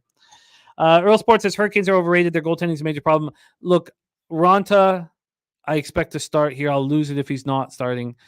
He had a great game, and then he had to save Kochekov, who was trash last night. I don't know if they are overrated. I don't know if that's the case yet, but I can understand that look from our guy, Earl Sports Bets, whose birthday is today. Happy birthday to Earl Sports Bets. Happy birthday, my man. Love the Earl family, you and Tim and your bro and your dad. Sorry. Love that you guys all cap together. You get your dad into the poker tournaments and all that stuff. Happy birthday. If everybody could give a birthday pick, honestly, the best spot on the board, in my estimation, is the Patriots +6. I think that's the spot I'm the most confident with. But then I think Seattle's going to be really good tonight. And I know you like the hockey team, Earl. I think they're going to be really good tonight. I think, coming back off the losses against the Jersey team that partied in Vancouver, I'm expecting, especially after the Hughes Bowl. But I really do like the Patriots. And Troy, who says, I was hoping to hear that. Troy, it was so hard to say the words, okay, I'm going to bet New England Patriots. But since I started really liking it. I really, really like it. Surf and Turf from the Sweaty Butcher is Lillard 28 or more points. Murphy 15 or more points at +250. North End is saying it's 5.5 everywhere. That's fine. I still like it. Tori Coker with me on the Hurricanes. Let's bring on my co-host for the Cappers Contest show. That's in an hour and 18 minutes. Enough time for you to get lunch. Jose, first off, how are you, my friend? I'm all right. Can't complain. Doing the thing. This is a slow season for me gambling wise, but shows every day, so can't complain. Earl, are you on first period or just full game? First period or just full game? Because I would love to double dip, but So is it both their birthdays today then? Are they twins? I don't fucking look at them. I look at them. I see twins. I don't know. I thought they were just brothers. Yeah, I don't know. Yeah, they looked exactly the same to me, so I assumed they were twins, but I don't know. So we'll get that information here. I thought they were just brothers. So Jose, we're coming off a 3-2 week. Yeah, cracking full game. I'm right with you, Earl. I'll just leave it at that. You're coming off with 3. But by the way, we're going up against spreadsheet play today, which is not Ian Shavers taking that as racism, by the way, Jose. Yeah. White people all do look alike. That is facts. So the shoe fits, right? Yeah, and I thought they were fucking twins for sure. I do have our record though for our lovely Cappers Contest show here in an hour or so. So shout out to that. Shout out to you. Let's hear it. Oh, and there's Ricky Levine now. Member We Be Pod. I love Ricky. I love Cabin with Ricky, my guy. Okay. Thank you for being a member We Be Pod. It means so he'll be welcome to the show because it's members only. This show. Yeah, of course. Only. And he'll be welcome at Palooza. We will shun you if you're not a member at Palooza. We'll look at you a little. No, I won't. I won't shun you. I just want everybody down there partying together. And I'll look at you a little side eye. And I'm a prickly character in person, so just know that is one of the funnier things I've ever heard. One of the bigger disappointments in Palooza from expectations to reality. This fucking guy right here. This fucking guy. But we are. Pub Sports Radio is 36-27-2. That is 37 points. That's tied for 900 currently. 36-27-2, which is a good record, but not good enough in a contest like this. We need to go 5-0 or 4-1 this week. 36-27-2. What in the top 100 pay? What is 72nd or whatever is the highest tie under 100? The top 100. Sorry, it has to take me a second to scroll, obviously. Top 84 is 41.5 points. So that's 22. So 4.5 points. That's 40, 22, and 3 for the very last guy there. Cheshire says, do we bring girlfriends, wives, etc.? Wives have had a great time. And girlfriends have had a great time. A lot of people will bring them. It's open for that. It's totally open. It's however you want to do it. If I were you and did a girlfriend, I would get a nice place. I wouldn't get a shitty place because, there's gonna be times where she'll maybe be at the pool, alone. A good distraction. So I wouldn't get. If I was going to bring my wife down, I would get a nice hotel. By the way, if anybody's interested in a really nice hotel, Our guy Matty Ice is a huge discount at I think the Fairmont. Like it's really nice, it's really nice. So there's options, but I wouldn't just get an Airbnb if I was bringing my girlfriend. I would get a hotel on the Riverwalk so she can be around the Riverwalk while you're with us. But she's more, we've had all cappers bring their girls running with us, hanging out with us. So breaking news.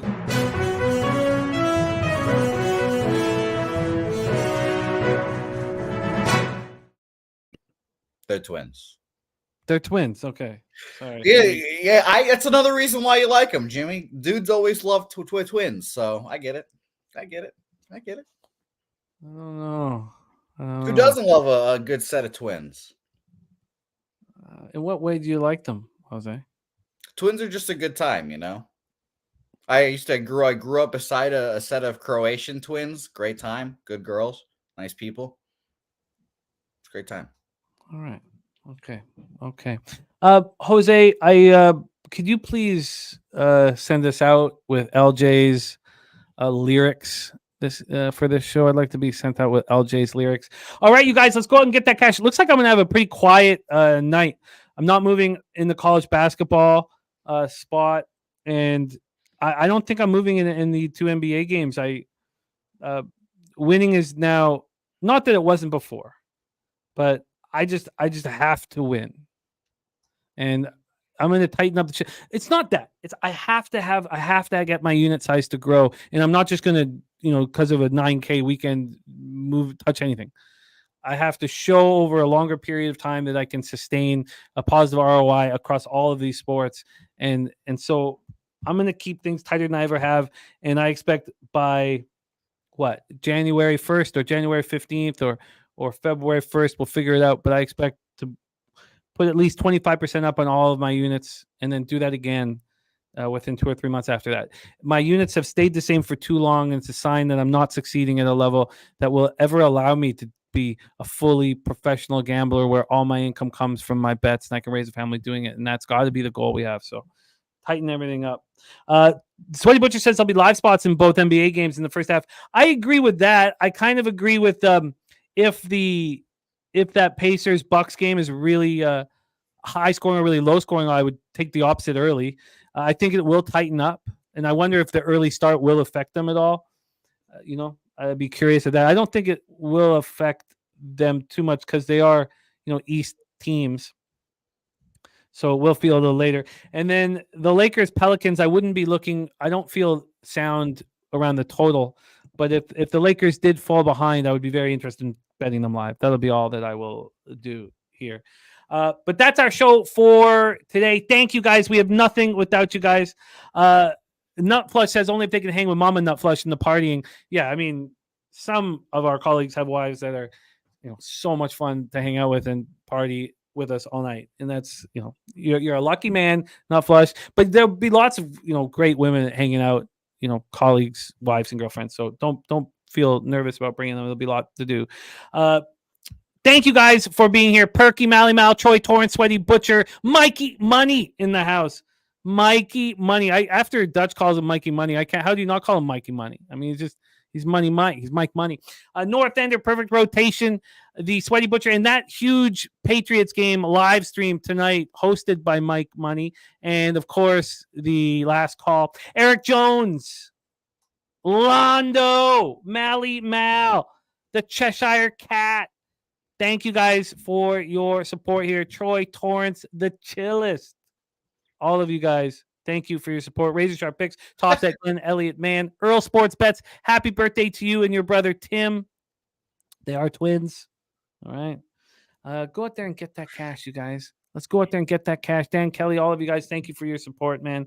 Perfect rotation. J Dub, nasty motherfucking Nate.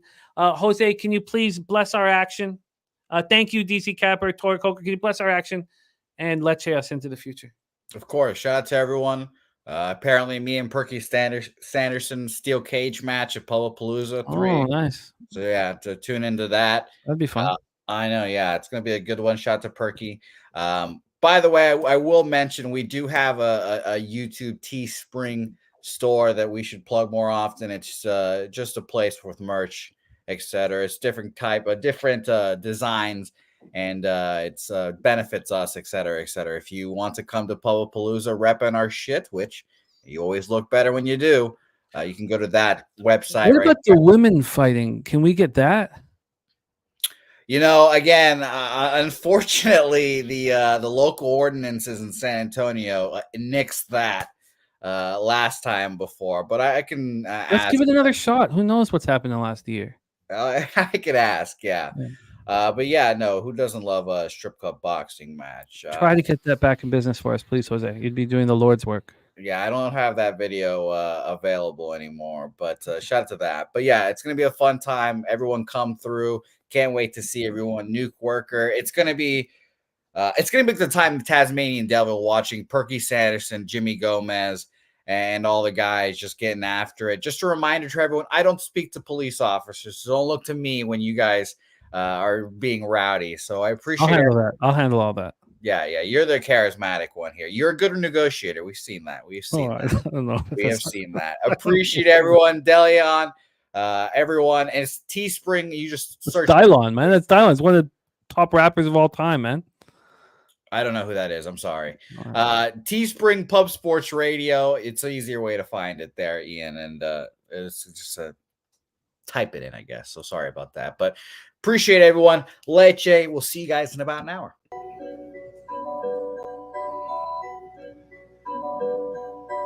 Pub Sports Radio's the crew, that's a fact. We all about bread, making bank accounts fat.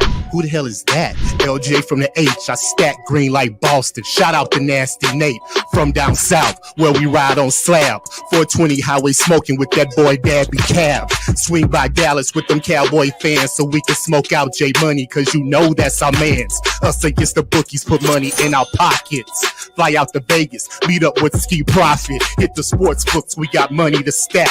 Can't forget them college picks with that boy Conor Mack.